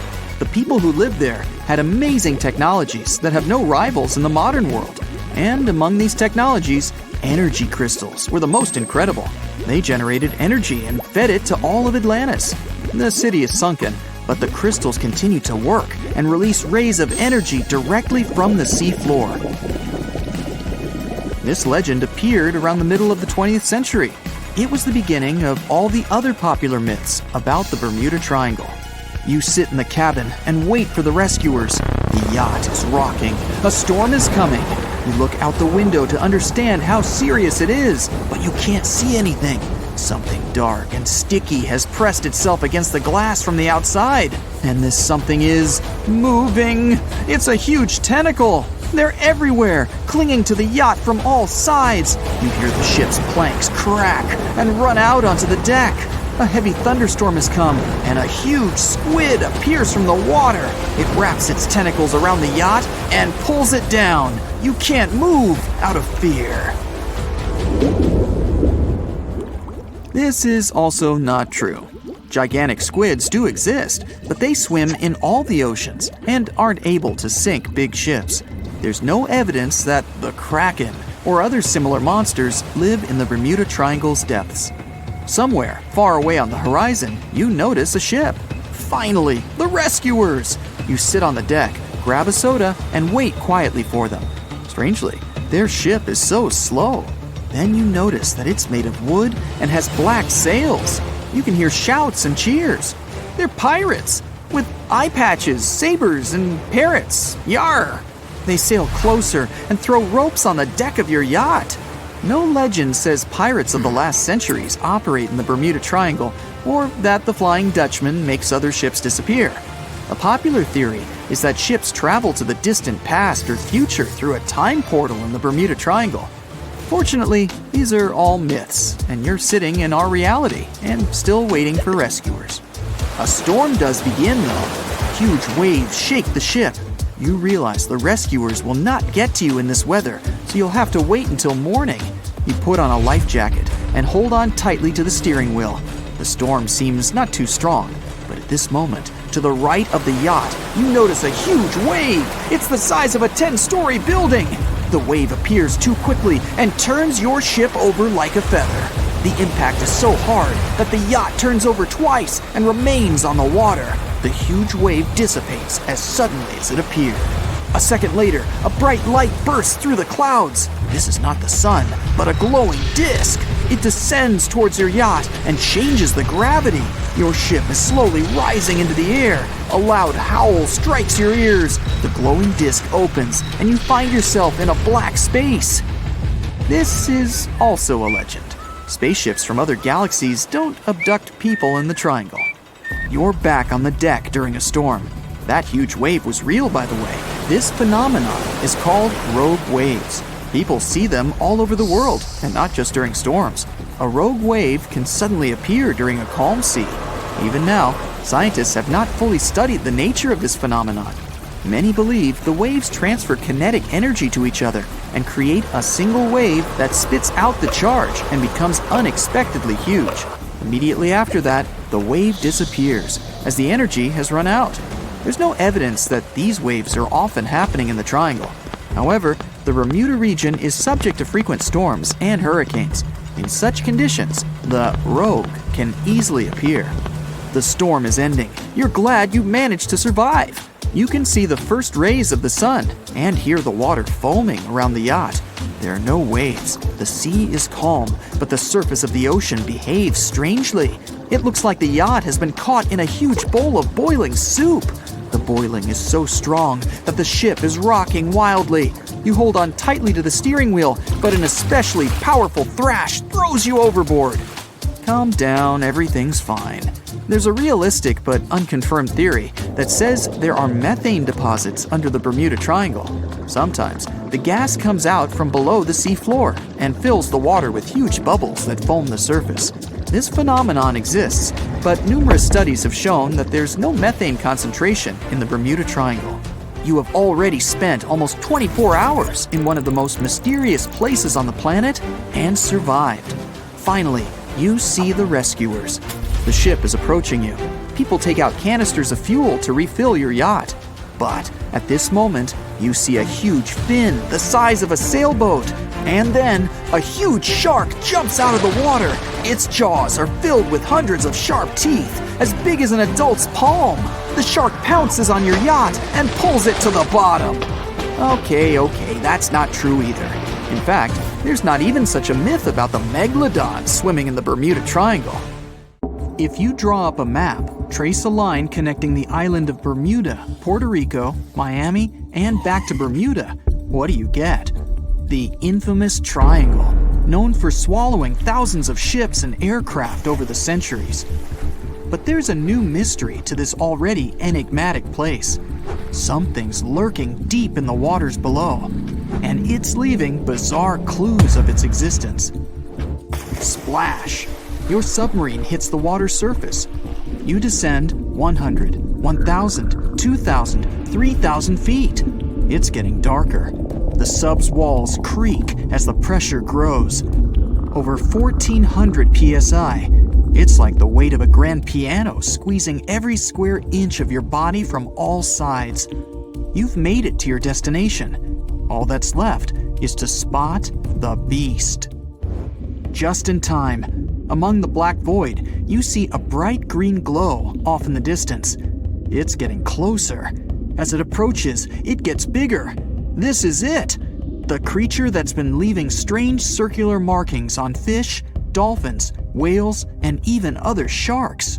Behold, the cookie cutter shark! Don't let its size fool you. It may be no longer than a bowling pin, but this creature is a parasite. It attaches itself to other marine animals using its neatly arranged serrated teeth. With one bite, it fills its belly, detaches, and goes on about its day. Its mobile snack also swims away with its life. The only evidence of this rendezvous, a cookie-shaped mark on its body. Don't assume you're safe in your submarine. These bold little guys have been known to go after subs too. You decide not to risk the shark punching a hole in the only thing keeping you from being squished to a pulp by the surrounding water. You journey on to meet other bizarre creatures lurking in the Bermuda Triangle.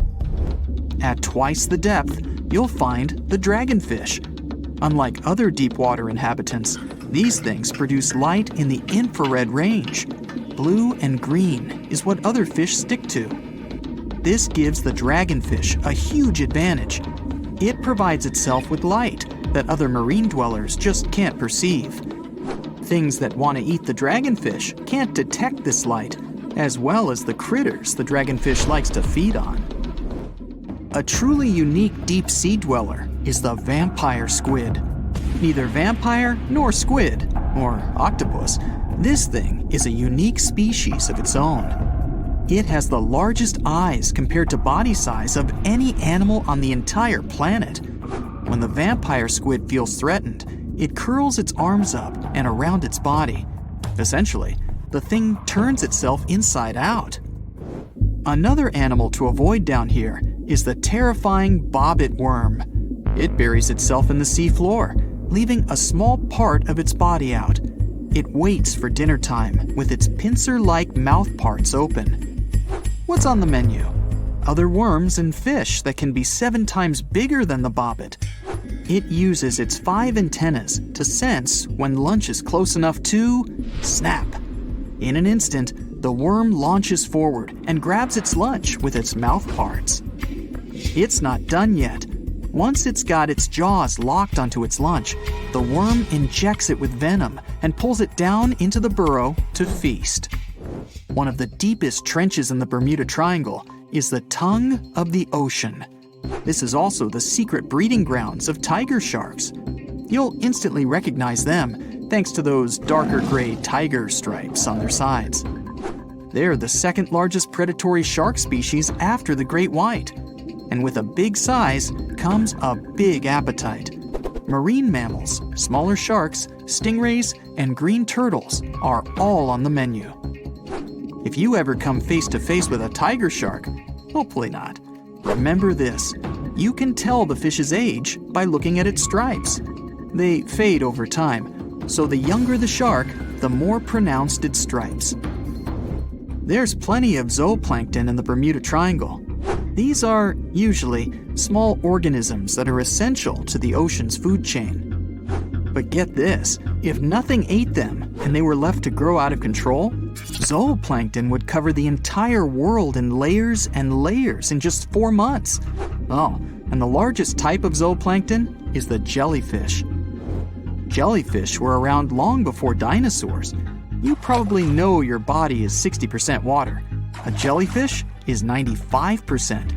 So if it gets washed onto the shore, after a few hours, most of its body just evaporates into the air. There's also a jellyfish that lives forever. The immortal jellyfish can revert itself back to its polyp stage and then grow again. Sounds like something from another planet, but it's no space jelly. Those do exist, by the way.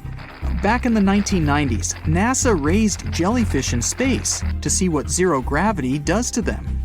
They were just fine living up there in the cosmos. When they came back down to Earth, though, they had trouble adjusting. The European eel hasn't been to space, but it is quite a globetrotter. It travels all the way from Europe to the Sargasso Sea, where the Bermuda Triangle is located. In the larval stage, it just drifts around the ocean for as long as 3 years sometimes. It's also the chameleon of the sea. Over the years, the European eel changes color, going from translucent to yellow to metallic silver. They're nocturnal and secretive, pretty much the ideal companion to have when you raid the fridge at midnight. A giant squid over half the length of a football field once washed up on a Florida beach. Researchers suspected this behemoth came from the Atlantic Ocean near the Bermuda Triangle. Giant squids are the longest invertebrates, meaning they have no backbone. They also have the biggest eyes on Earth, ever. They're as large as a soccer ball. Another creature found near the Bermuda Triangle is Sterer's cave shrimp. They were so good at keeping to themselves that no one knew these creatures even existed until 2011. Some female cave shrimps carry an impressive number of eggs along with them. Scientists discovered one female had around 2,000 eggs attached to her body. The Bermuda petrel is the national bird of, yes, you guessed it, Bermuda. It's the second rarest seabird on the planet. In fact, people thought it was extinct until 1951, when they spotted a few on the island. It has an eerie cry that'll send shivers down your spine. The Nassau grouper can only be found on the coasts of South Florida. This fish lies in wait and ambushes its lunch of other fish, crabs, and lobsters. It's sort of like a vacuum cleaner because it inhales its food through its huge mouth. The fish has a cool defense mechanism too.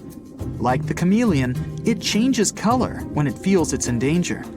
Sometimes it takes on a lighter or darker shade of its own color to blend in with the environment. So, you may spot a Nassau grouper, or you may not. If you happen to visit the Bermuda Triangle, you'll probably see a hammerhead shark. They use that iconic hammer-shaped head to pin their lunch, stingrays, onto the ocean floor. The shape of their head also gives them better vision. They can see almost 360 degrees all around, above and below them. Well, save for one blind spot right in front of their nose. The hawksbill sea turtle may not look intimidating, but this guy will eat anything it can get its bird-like beak around. Sea sponges, algae, and even venomous jellyfish. A lot of the stuff on their menu is inedible for most, but their body fat can absorb the venom and toxins, so they go unscathed. The Bermuda Triangle is also home to green glowworms. They're not really worms, but larvae. They produce that bright light from an organ near their tail. This light makes smaller creatures come toward them, making it easy for them to catch their lunch. Most of the time, they look pretty ordinary, but they have an oddly fixed schedule. Every third night after the full moon during the summer, at an exact time, the glowworm lights up. But back to more nightmarish creatures of the Bermuda Triangle. There's the goblin shark, known as a living fossil because it's the only one left of its animal family. It's only about the length of your forearm and looks like nothing special. But watch closely as its lunch gets too close.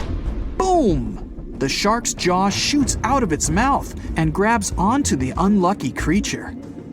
Once the teeth have locked in, the jaw goes right back in the shark's mouth. And yes, you share the planet with this thing. Some people are still afraid of sailing through this region because more than 50 ships and 20 planes have disappeared here since the mid-19th century. You won't find this place on a regular paper map, as it's not an official region of the Atlantic Ocean. It's just an imaginary area of water in the shape of a triangle near the southeastern coast of the US. Right now, we're going there to debunk all the myths and fairy tales about this place. The most popular theory says that the ancient city of Atlantis was once located where the Bermuda Triangle is now. It was inhabited by a more advanced civilization than the rest of the people on Earth. In this area, some mysterious crystals were installed that generated infinite energy and powered the entire city. Then the city sank, and its ruins still lie on the bottom of the Atlantic. But among its ruins, there are still places where crystals work. They're the reason for most disappearances. Crystals randomly release beams of energy towards the surface and disable the electronics of planes and ships. There are no facts to support this theory. Someone once wrote this legend in a book about the Bermuda Triangle, and some people have been supporting it ever since. However, there's some oddity associated with electronics. Astronauts of the International Space Station noticed the Earth's magnetic field is weakened in the Bermuda Triangle area. This field is a shield that protects us from solar radiation. Above the triangle, the particles of the sun's rays move faster than in any other part of the planet. This causes unstable work in the electronics of satellites flying in the atmosphere of Earth. It doesn't apply to ships and planes, though. There's also a theory that the Bermuda Triangle is the center of a magnetic anomaly causing navigation errors, but regular checks of the magnetic map of this region don't reveal any issues. You arrive at the place, the water is calm, and there's no coming storm in sight. You look at the compass and see the arrow moving from side to side. Oh no, it's begun! Panic rises within you, and you quickly turn the steering wheel of the ship to sail away from this place. Oh, stop. There has long been an explanation for the strange compass behavior in this area.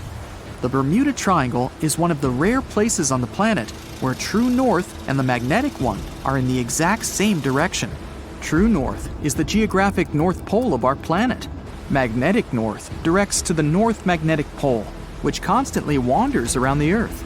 Sometimes these poles coincide, and the straight line that connects north and south is called the agonic line. If you fall into this line, your compass will behave strangely. It won't point exactly to the north. Imagine that you're the captain of a ship sailing in the Bermuda Triangle at the beginning of the 20th century. You need to know where north is to get to the shore. You look at the compass and it points incorrectly. You're deviating from your original course and sailing in the wrong direction. There's the Caribbean Sea near the triangle, peppered with small islands. The sea floor here isn't deep. The ship can get in shallow waters, and now the ship is stuck on a shoal, and you have no idea where you are. If this were the 21st century, the ship's captain would be able to reach the shore using GPS and other modern navigation. But the most interesting thing is that the compass would work correctly this time, since the magnetic North Pole hasn't already coincided with the true one for a long time in the territory of the Bermuda Triangle. The agonic line is somewhere far away from here. There are no problems with navigation now, but for some reason, this is where ships disappear. In fact, not just here. Throughout the Atlantic Ocean, there are places where many more ships have gone. The Bermuda Triangle is not even in the top 10 of such places. One of the main reasons why many ships are lost here is that one of the most popular shipping routes in the Atlantic passes through the Bermuda Triangle. And the more ships in one place, the more shipwrecks. Simple probability. Other theories say there's a space-time rift in this region. Ships and planes fall into this rift and end up in the past or the future. But for some reason, there's not a single proof of this myth. There's no reason to think that the rift is hidden somewhere here. The base of an extraterrestrial civilization is located in the Bermuda Triangle. Visitors from other galaxies steal sea vessels along with the crew, so no one finds the wreckage of the ships. This is also a popular myth that has no scientific justification. Sunken ships are not found here, as there's one of the deepest trenches in the world. Any sinking ship will sink to a depth of about 19,000 feet. The enormous pressure and distance makes it difficult to find the ships. Also, the Puerto Rico Trench is nearby. In some spots, it's as deep as 27,500 feet. The Kraken lives somewhere in the triangle. It's a huge squid that sinks ships, and is also a legend that sailors tell each other. However, gigantic squids live in the depths of the ocean. They can grow to the size of half a train car, but no cases have been recorded where they have sunk a large vessel. And in the area of the Bermuda Triangle, they've never even been seen. People in the past didn't know about the existence of these creatures, so when they saw them for the first time, they described them as huge, terrible monsters.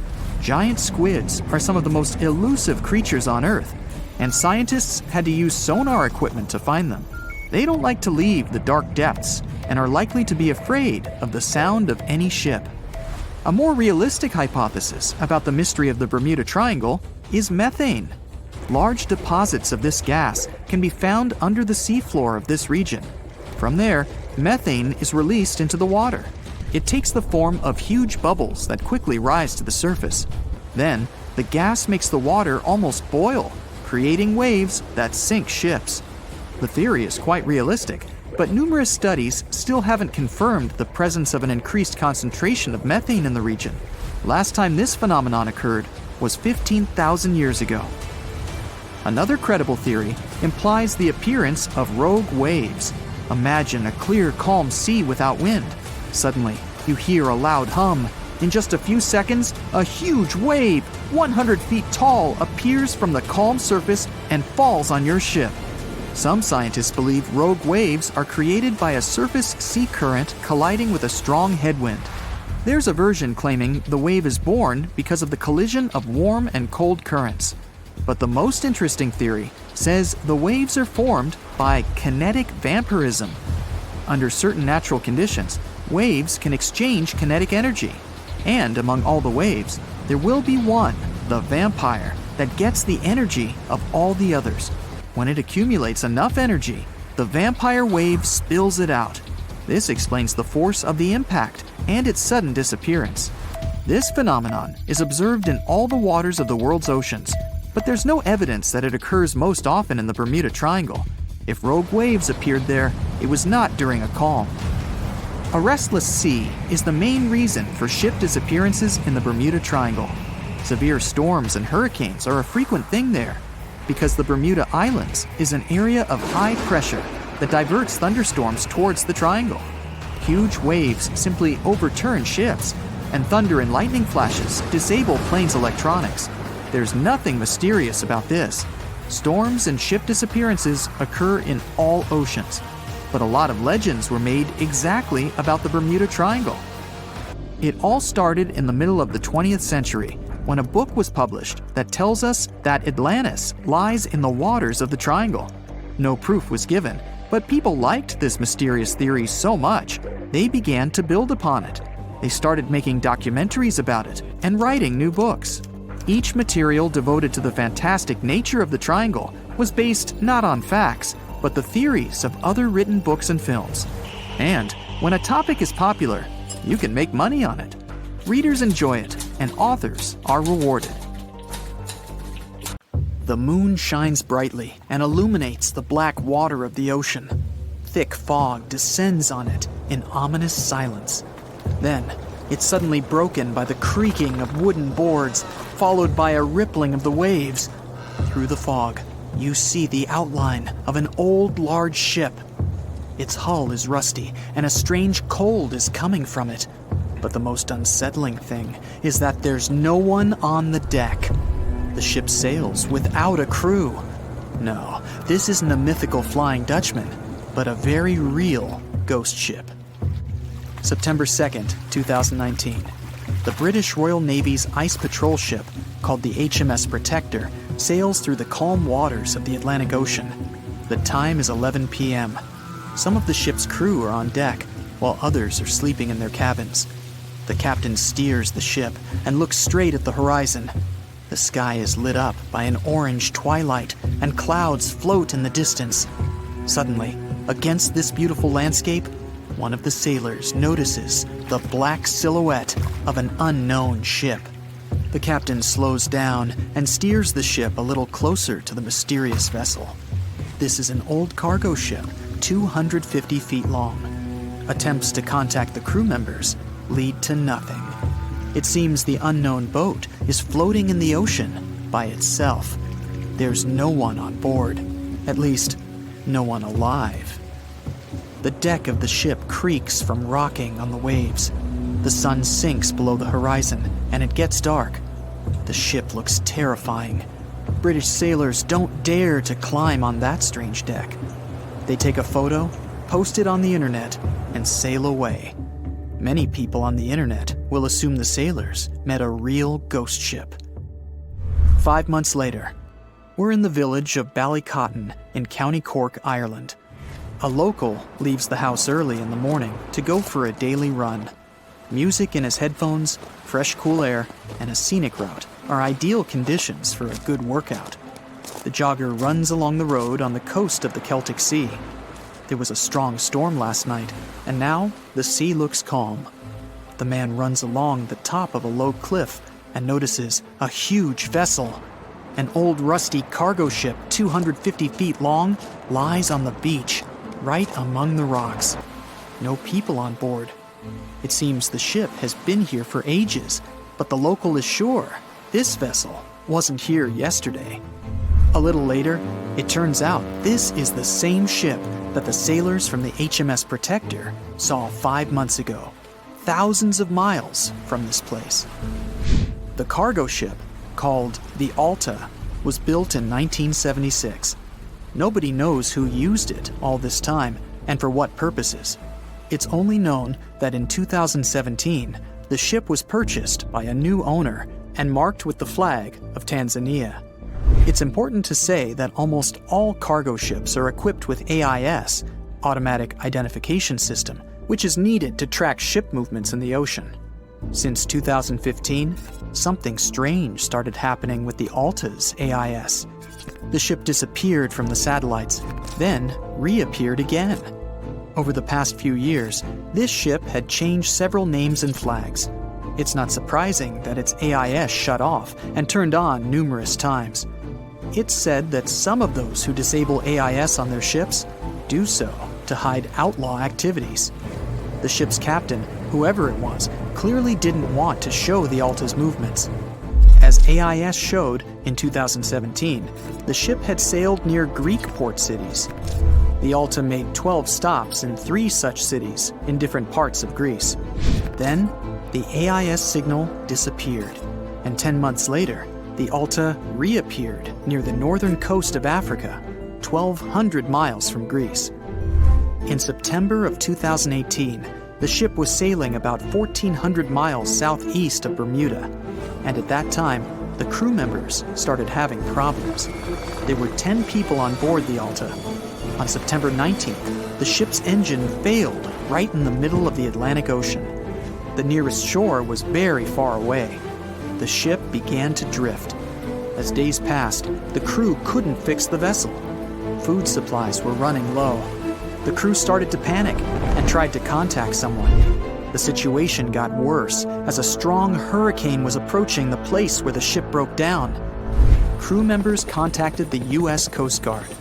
On October 2nd, a helicopter headed towards the ship. Food and water were unloaded on the Alta. This was enough for the crew to bide their time for several days. About a week later, a rescue boat sailed about 1,500 miles to reach the Alta and help the stranded sailors. Shortly before the start of the hurricane, American rescuers succeeded.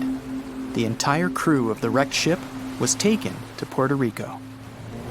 The Alta remained drifting in the ocean. After a while, another ship arrived to tow it to the coast of Guyana. Then, something went wrong again. The ship was hijacked. Who did it and why remains a mystery to this day. But then, for some unknown reason, the thieves decided to abandon the ship and left it to drift in the ocean. For almost a year, the ship's location couldn't be tracked. Then, in September 2019, the vessel was found by the British Royal Navy. How the Alta was able to cover the distance across the Atlantic and wash up on the coast of Ireland is unknown. An investigation has been launched in Ireland. It's necessary to identify the owner of the vessel and find a responsible person to take on the task of towing it. But no one has since been found. Once, an unknown person called the Irish authorities and introduced themselves as the owner of the ship, but didn't provide any evidence. Several barrels of oil were found on board the Alta.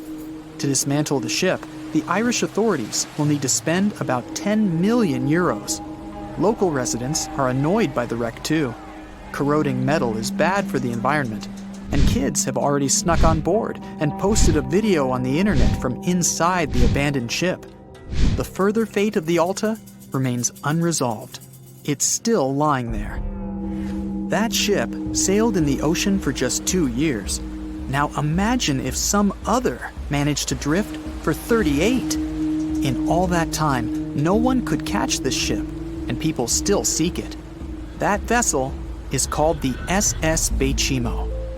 It was a merchant ship owned by a Canadian trading company. In 1931, the ship got stuck in ice off the coast of Alaska. A strong snowstorm began. The team waited a week for it to end, but the storm only intensified. One day, the weather improved a bit, and part of the team was evacuated to the nearest city. Another part of the crew, with the captain, set up camp near the ship. The storm started again and didn't stop for a long time. The blizzard was so heavy that the ship's captain couldn't see beyond his arm's reach. Finally, when the storm was over, the captain saw that the ship simply vanished. He decided the Beichimo sank during the storm. A week later, the ship was found, drifting near the place where it was lost. The hull of the ship was damaged so badly that it was unsafe to sail on it. The captain decided to abandon the ship. However, it didn't sink. For the next 38 years, it was drifting at various points along the Alaskan coast. Several times, people climbed on the ship, including native Alaskan residents and a group of researchers. Attempts to save the vessel from the sea ended in failure. The salvage operations were hampered by drifting ice and bad weather. The last time it was seen was in 1969. The ship was frozen and blocked by the ice. In 2006, the government created a special project to find the Beichimo. However, in all these years, the ship still hasn't been found. Its fate is unknown. It's likely that the ship has finally found peace and is now lying on the seabed of the Chukchi Sea. A bright flash on your left. Boom! Where did that lightning come from? Your plane shakes, your instruments stop working. A minute ago, the sky was clear and blue. Now, it's pitch black. Your senses go haywire. You don't understand which way is up or down. It's a strange feeling. You're beyond time and space. Lightning flashes from all directions. Clouds envelop your plane and swirl it into a vortex. You grip the controls and repeat to yourself, "I'll get out of this. I'll get out." Through the dark and thick clouds, you see a ray of light. It's your only chance. Your plane flies toward the light like a moth to a flame, and whoosh! You break out of the terrible whirlwind. Your instruments are back to normal. The plane's no longer shaking. You're saved.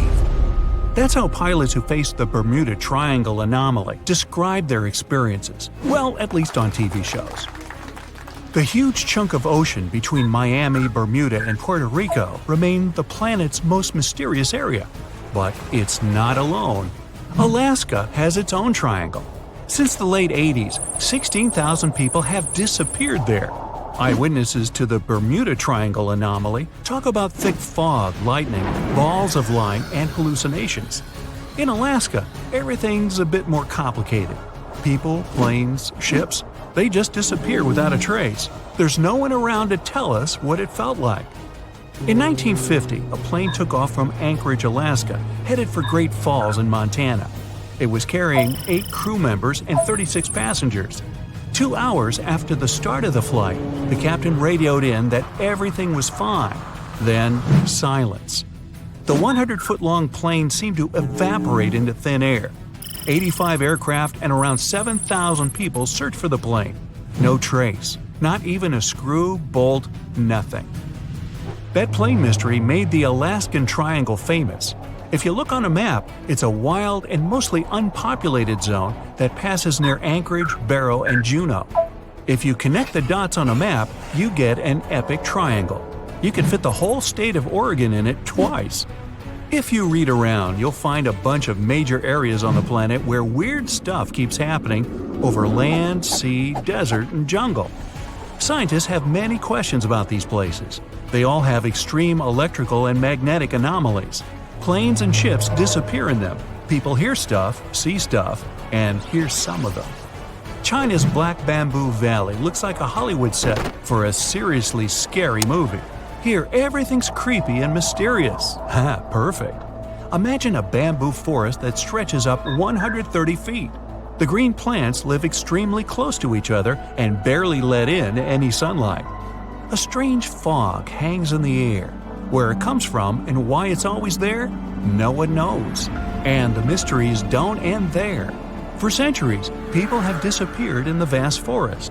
Scientists believe the site's crazy geology is to blame. Cracks can suddenly appear in the ground big enough to fall into. There are sharp changes in weather and maybe even poisonous steam. Certain trees give it off when they fall to the ground. There's a long road through Ladakh in India. It's called the Magnetic Road.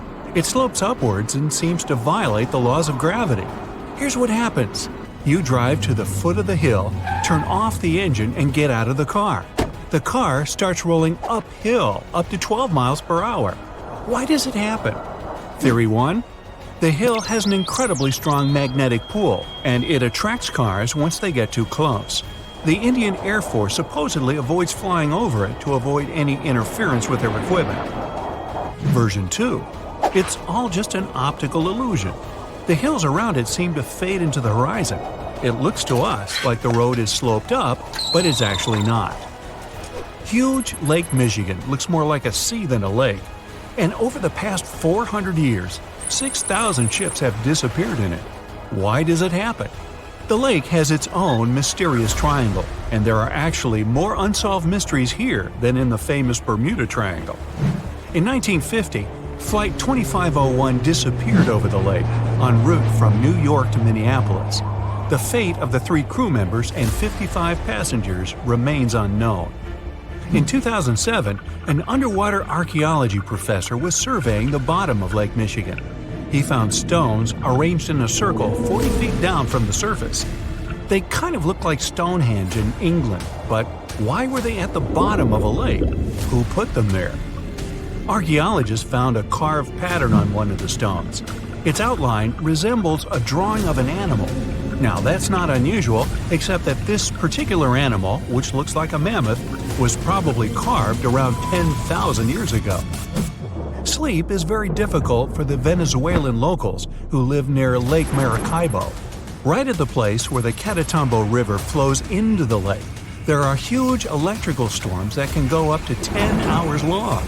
260 days a year. That's over 1 million lightning bolts over the lake every year. Scientists don't know exactly what causes the daily lightning parties. Some people think it's due to the gas methane which comes out of the ground. Other scientists blame uranium deposits in the soil. Nowadays, though, most researchers are sure that the lightning's caused by weather. Cold mountain air smashes against warm sea air. The result? A lot of friction and moisture, the perfect combo for near-nightly natural fireworks. It's super loud and kind of annoying if you live nearby, but the area is really important for the planet. It helps regenerate our vital atmospheric ozone. And the one that started it all, the Bermuda Triangle. Planes, ships, all gone without a trace. The theories are endless. Scientists even think there might be a huge meteor at the bottom of the sea that emits its own magnetic energy. It might have confused the navigation equipment on all those unlucky carriers. And it's been going on for a while. Researchers think that it was causing trouble even way back in Columbus's time. As far as Alaska's concerned, magnetic anomalies are a dime a dozen. Around here, your compass might be off by 5, 30, or even 60 degrees. But equipment malfunction isn't really enough to explain the disappearance of so many aircraft and people in this absolutely massive state. Alaska is wild. High mountains, never-ending forests, snow in the winter, and some serious heat in the summer. There are 3 million lakes, 12,000 rivers, and around 100,000 glaciers. There's only 1 person per square mile. California has over 250. You could walk for days, weeks, even months without seeing anyone, except maybe a bear or two. And the days and nights can be really confusing this far north. Tourists from all over the world dream of coming to Alaska to see the planet as it was before. No concrete jungle, no endless roads, warehouses, and cornfields. But this isn't just a beautiful place. It's also an incredibly dangerous place. You can get lost in the forest, run out of food, get soaked to the bone, lose your compass or GPS. In the harsh conditions of Alaska, danger's always just around the corner. Most vacationers just aren't prepared for that. 80% of the state's communities aren't connected to the road system. Back in the Wild West, horses carried people, products, and information. In Alaska, it's all about planes. Alaska has 9,000 aircraft and 8,000 pilots, and counting. That's more than 1 out of every 100 Alaskans. Sudden weather changes, frequent and wild rain, snowstorms, and fog. Not a great recipe for a smooth flight. The wings on Alaskan plains can get covered with ice. The fog can hide the snowy mountaintops, and strong gusts of wind can knock a tiny plane way off course. That's what those pilots have to deal with every time they take off. So, that plane that disappeared? Investigators believe that the Douglas C-54 Skymaster disappeared due to bad weather, and any debris was covered with snow or fell into a lake. 5% of Alaska is covered in glaciers, and there are loads of cracks in them, some big enough to fit a person, a few people, or even a whole airplane.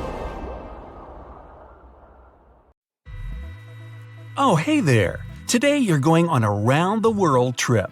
And even though Phineas Fogg was able to make this trip in 80 days, like in the Jules Verne book, I can't promise you will return safely. The fact is that the world is now chock full of unknown anomalies. They used to be observed only in the Bermuda Triangle, but now they're found everywhere.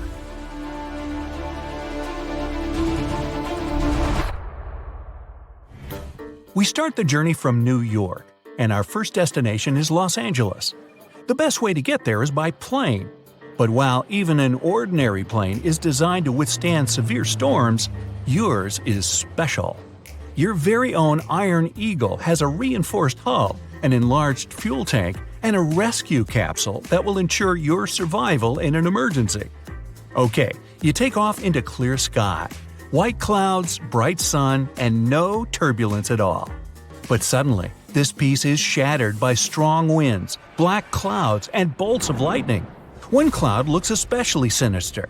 It seems to be alive and growing in size. You have no choice but to fly through it. You take a deep breath.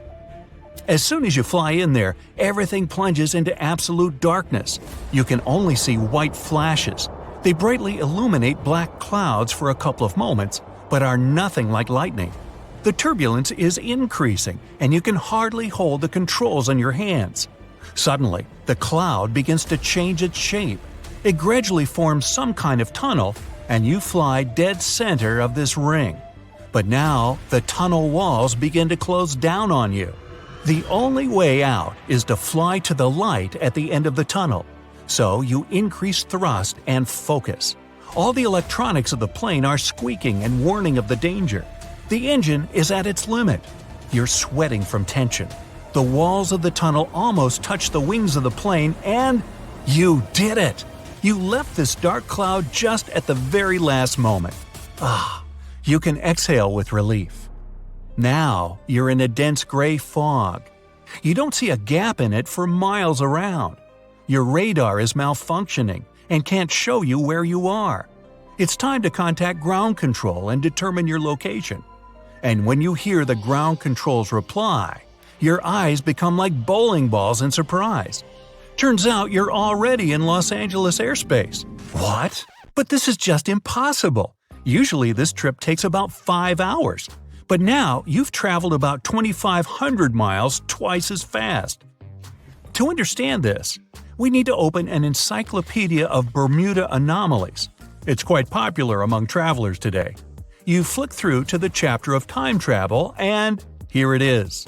In December 1970, experienced pilot Bruce Gernon fell into a similar anomaly in the Bermuda Triangle. He managed to survive and shared his experience. Scientists were able to explain most of the strange events he saw, but the journey through time is still a mystery. and now there's a lot of these sky tunnels around the world. Well, this anomaly seems even useful. You've saved quite some time and fuel. It's time to land the plane, change transport, and head to your next destination, Japan. This time you'll be traveling by ship. A voyage through the Pacific Ocean should be calm and peaceful, and you'll be able to rest after a difficult flight. In a couple of weeks, the captain of the ship comes down from the bridge and reports a terrible fact. You're lost at sea. The passengers are shocked. Some people start shouting at the captain, accusing him of incompetence. In response, he shows a compass that was supposed to help him in navigation. The device has gone crazy. Its hand is spinning like the second hand of a watch. Suddenly, a thought occurs to you. You must have entered another anomalous area, the Devil's Sea. This is as mystical a place as the Bermuda Triangle, and it's marked with a red dot in your anomaly encyclopedia. Between 1950 and 1954, many ships and hundreds of crew members were lost there without a trace. In 1955, Japan sent its research ship Kaiomaru No. 5 here to find the cause of the disappearances. Unfortunately, that ship also went missing without a trace. But now you know there's a geomagnetic anomaly in this place, which drives all compasses crazy. This is because of high metal content in the ground underwater. The magnetic compass arrow is very sensitive to such things. So you take the situation into your own hands and suggest you use other navigation methods. Neither radio nor satellite navigation works either. So you raise your eyes to the sky and just watch the sun. The sunset is to the west, and it's exactly the direction you need. Pretty soon, you finally step on solid ground. Welcome to Japan! A couple of souvenirs and on to the airport. This time you're heading to the east coast of India. The flight is going fine, no turbulence or malfunction of the plane's tools. You observe the night sky through the window and suddenly see a strange light. It's small and moving up and down. Other passengers don't even pay attention to it. For them, it's a common thing. When you open your encyclopedia, you quickly learn that the first person who described this anomaly was Christopher Columbus. He said it was like a candle moving upwards. He also wrote that a flame suddenly burst out in the sea. It all happened just as he was sailing through the Bermuda Triangle area on his first journey to the New World. But now, these lights are a common sight around the planet. In India, you buy a ticket for a cruise liner that goes to Florida.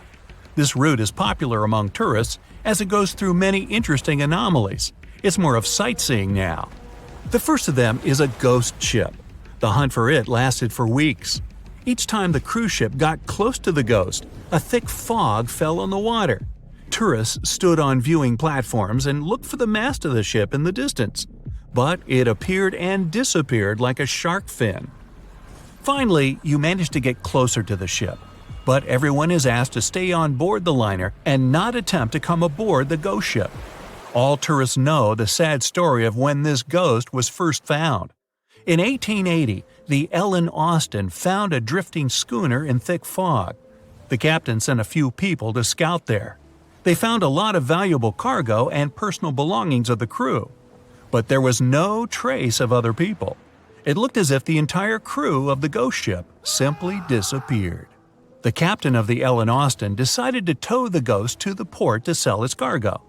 But as soon as they started their voyage, a strong storm divided the ships and the ghost disappeared.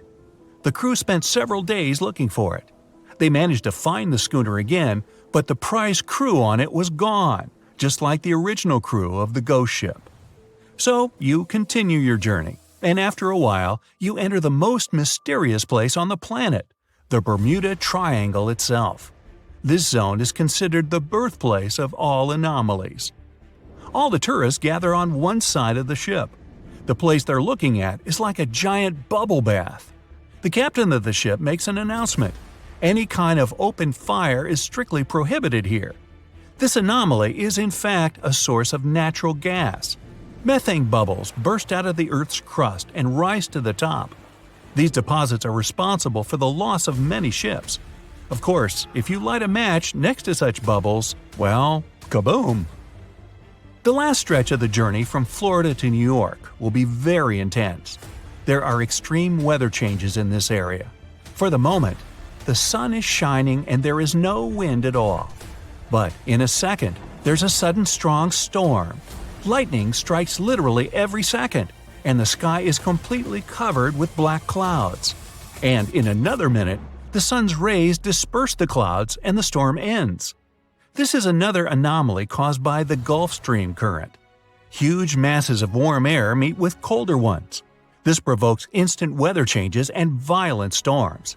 Many sailors and pilots were not ready for such conditions, and this led to entire ships and crews disappearing without a trace. But now, when these anomalies are everywhere, they're well studied and shouldn't be feared. You get home safe and sound, and you can boast that you have experienced the most brutal anomalies of the Bermuda Triangle. But please, can you lose the Bermuda shorts? It's just too much. The notorious Bermuda Triangle in the North Atlantic Ocean makes people, ships, and airplanes vanish into thin air. Some experts blame bad weather conditions. Others are sure the reason is heavy traffic in the area and human error. Many people believe in conspiracy theories, aliens, the lost city of Atlantis, or even a massive meteorite lying on the ocean floor. There are also those who deny there's anything unusual about the triangle, and still, the mystery remains. But few people know that the South Atlantic Ocean has an enigma of its own. Well, not the ocean itself, but a patch of space above this area. It's dubbed the Bermuda Triangle of space, or the South Atlantic Anomaly. There, Earth's protection against solar radiation is much weaker than anywhere else.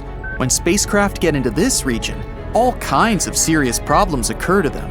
For example, their equipment can fail or break down out of the blue. When NASA was launching its $2.5 billion Perseverance rover in July 2020, the space agency planners had to do their best to avoid the Space Bermuda Triangle. Otherwise, it could have easily wreaked havoc on the spacecraft headed for Mars. This bizarre region stretches from Zimbabwe to Chile. The anomaly itself seems to be connected with one of the two Van Allen radiation belts. These belts are zones of intense radiation that comes from the solar wind. Charged particles get caught by our planet's magnetic field. They form two rings that surround Earth, stretching from 400 to 36,000 miles above the surface. The inner Van Allen belt is made up of mostly protons, while the outer is mainly electrons. By trapping the particles, the two belts protect you and our planet from getting harmed by solar radiation. The South Atlantic Anomaly lies in the region where the inner Van Allen belt comes very close to the planet's surface. In this place, Earth's magnetic field is especially weak. Nothing prevents cosmic rays from reaching as far as a mere 120 miles above the surface. The more solar radiation, the more high-energy particles gather over the South Atlantic Ocean. The problem is that this radiation hotspot sits so low that many satellites have to travel through it while following their orbits. There, they get bombarded by protons at a speed of 18,000 hits per square inch per second. No wonder it affects all the electronic systems on board the spacecraft.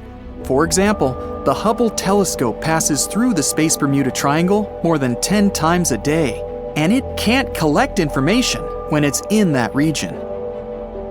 If the equipment isn't put into safe mode, all spacecraft systems can fail. Plus, the more complicated electronics become, the more problems occur in the area of the South Atlantic Anomaly, and the more costly the damage is. The SpaceX CRS-1 Dragon spacecraft almost went out of control in October 2012. Attached to the International Space Station, it had serious problems while passing through the magnetic anomaly.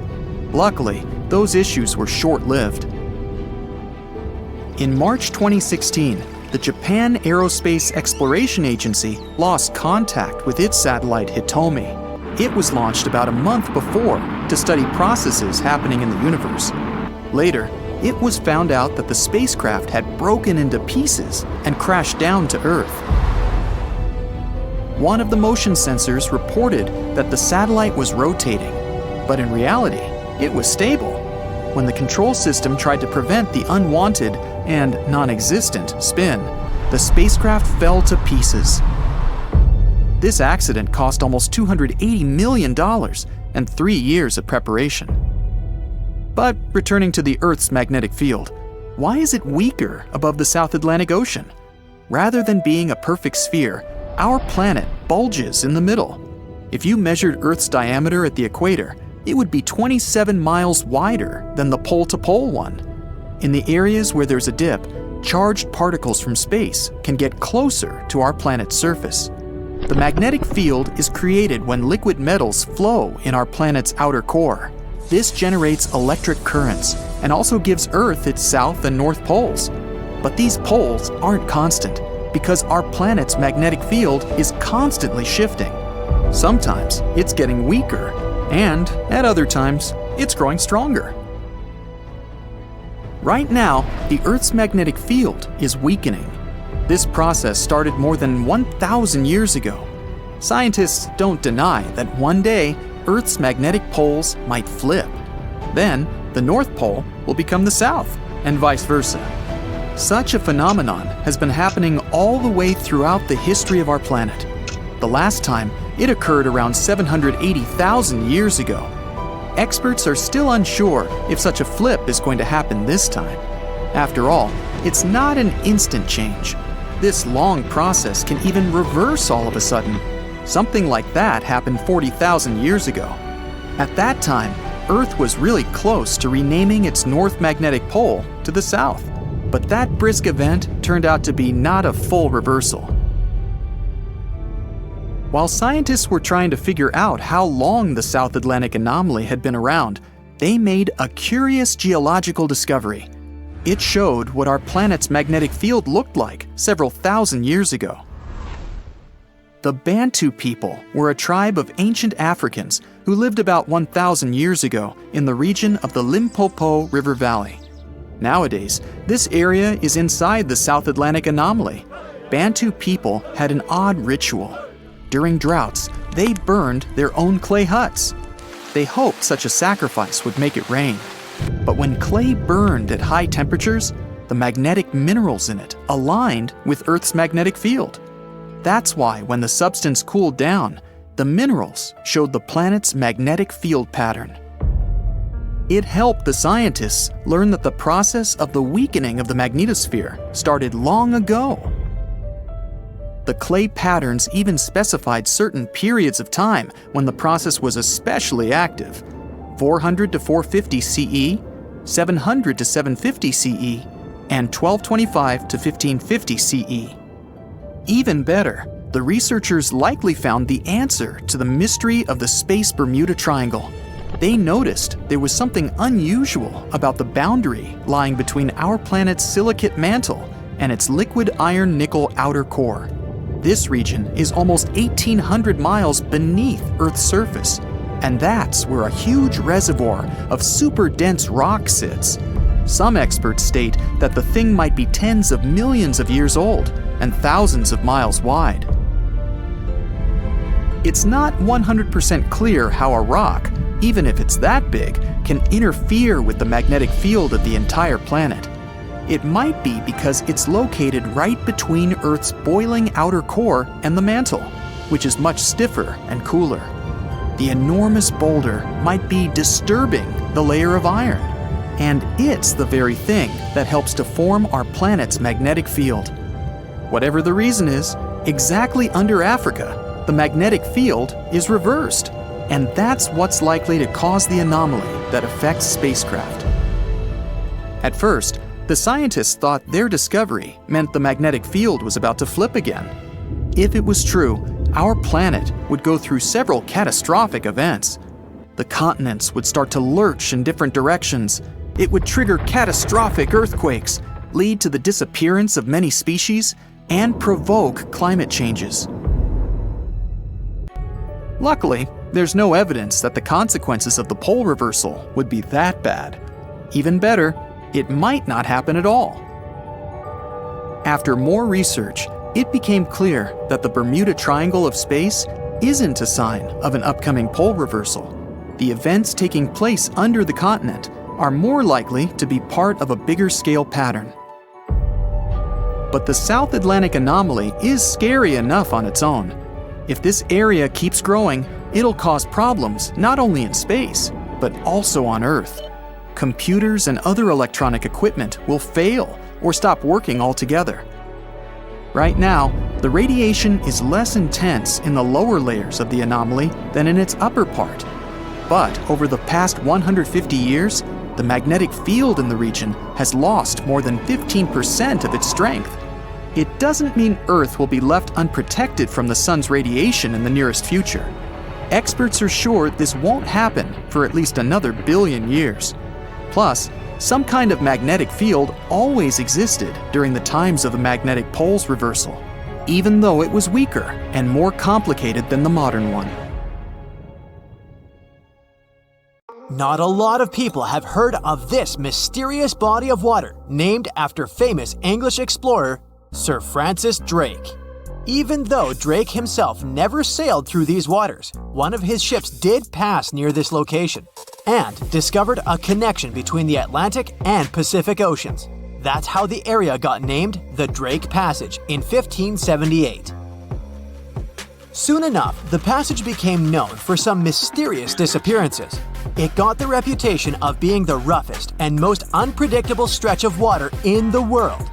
It's now known for its strong winds and rough seas, with waves that can reach up to 60 feet in height. The passage also has powerful currents with speeds never seen before. Does it sound like a good start to an adventure book? Sure, it doesn't make the place any less real. If you ever decide to travel between the southern tip of South America and the southern tip of the Antarctic Peninsula, you will come across the infamous Drake Passage. We call this place the Drake Passage today, but locals still believe it should be named after Spanish explorer Francisco de Oces. He was a Spanish navigator who, in 1525, led the first known European expedition to navigate the Drake Passage. The trip was part of an attempt of Spain to find a new route to the Spice Islands in the East Indies. Oces and his two ships, the San Lesmes and the Santiago, sailed through the Strait of Magellan and into the Drake Passage, where they encountered treacherous weather and rough seas. Despite the difficulties, they successfully navigated the passage and became the first Europeans known to have done so. However, the expedition failed to find a new trade route, and the crew returned to Spain with no significant discoveries. Some years later, in 1616, another ship captained by Dutch navigator Willem Schouten made one of the most successful voyages through the Drake Passage. Despite the difficulties of navigating the often turbulent seas, eventually, the Drake Passage became an important part of international trade routes in the 19th and early 20th centuries. But this dangerous area holds many secrets. The record of one of the most famous events that happened here takes us back to the year 1914. During that time, a British explorer named Shackleton wanted to travel to Antarctica with 27 men split between two ships. Those were named the Endurance and the Aurora. The explorers wanted to check out two routes that reached the continent. But in 1915, the Endurance got stuck in ice while crossing the Drake Passage and was slowly crushed. Shackleton and his crew had to leave the ship and could only gather some personal belongings. The Endurance eventually sank, and the crew had to survive on ice for a while. The mission changed from exploring to surviving, and only in 1916 all the men were rescued. The Aurora suffered a similar fate. It also got stuck in ice, and 3 men were lost at sea before the rest of the crew was rescued in 1917. For many years, the ship Endurance was thought to have been lost forever. But in 2022, a group of specialists went on a trip to find it. They left from Cape Town, South Africa on February 5th. The leader of the group said it was most likely the most difficult shipwreck search in history. They used special equipment to find the ship under the water and then used a special underwater camera to take a closer look. The members of the team were sure they had found the Endurance because it was in a place where very few ships had ever been. Despite being 10,000 feet underwater, the Endurance didn't look so shabby. It was actually pretty well preserved for a ship that had been underwater for more than 100 years. The explorers were still even able to see the word Endurance written on it. But it's not just ships that have a hard time with the Drake Passage. A plane with 38 people on board seemed to have disappeared over the Drake Passage in 2019, according to the Chilean authorities. It's believed it hit the icy and rough waters of the passage. Rescuers used ships, planes, and satellites to search for the missing plane and its passengers in the area where it had last sent messages. But the harsh conditions of the Drake Passage made the search very difficult. The exact location where the accident had happened was eventually found, but there were no survivors. The Viking Polaris is another of those ships that got damaged in the passage, even though it was designed for tough conditions. It was faster than most ships and more stable because of special equipment that kept it balanced. One night, back in 2022, the waves were indeed big, but the ship seemed to be doing well in the rough weather. But then, on its way back to port in Ushuaia, Argentina, a rogue wave suddenly hit the ship without warning. People on board felt like they had been hit by an iceberg. Rogue waves are much taller than other waves around them, and they're very unpredictable. Scientists still don't know exactly why they occur. When this rogue wave hit the Viking Polaris ship, it immediately broke windows on the second deck. Some people on board were hurt, but thankfully, most of them had been properly trained before boarding the ship and knew what they had to do in case of an emergency. The crew was also very good at helping the passengers. Most of them even claimed later that they would board the ship for the second time, despite such an unexpected experience. The boat eventually made it to the port without suffering further damage. What makes this region so hard to cross, though? For starters, the Drake Passage is a wide and deep area of water. It's about 500 miles wide and has a depth of 15,000 feet. Even the most experienced sailors who cross the passage every year say it can be dangerous, unpredictable, and even scary at times. And that's even considering the modern technologies we have today. The area is a mix of warm and cold temperatures, which can result in ravishing storms. Strong winds from the west push the water from the Pacific Ocean into the passage, creating waves and swells that can reach up to 30 feet or more. If accidents happen here, things can get ugly faster than anywhere else. The Drake Passage is a part of the ocean where the water is very cold and has strong currents. The bottom of the ocean there is also not stable, making it harder to find things like a plane or a ship. These days, we have modern technology that helps us feel safe, even when we're passing through rough seas. However, if you are planning to travel by boat to Antarctica, make sure you're ready for the rough sea in the Drake Passage, and for feeling a little uneasy. This can happen even to the most experienced of people when the waters are rough, but it's especially tough if it's your first time. Some people bring remedies to avoid feeling sick, like ginger gum or scented wristbands. Others find it helpful to look at the horizon. Test things out to see what works for you. Once you arrive at the Drake Passage, you'll be surprised to see that lots of different animals live there. You can see many types of dolphins, birds, whales, and penguins. The water in the Drake Passage is also good for small animals like plankton, krill, which bigger animals such as whales, penguins, and seals generally have on their daily menus. As you get closer to Antarctica, watch out for the South Shetland Islands. These might be the first pieces of land you'll see. They're also located in the Antarctic Peninsula and were first discovered in 1819 by British explorer William Smith. The South Shetland Islands are home to severe active volcanoes, including Deception Island and Mount Fenton. The islands are also where you can find a number of endemic species, including the South Shetland Islands Gentoo penguin, which is only found on this piece of land. That's it for today. So hey, if you pacified your curiosity, then give the video a like and share it with your friends. Or if you want more, just click on these videos and stay on the bright side.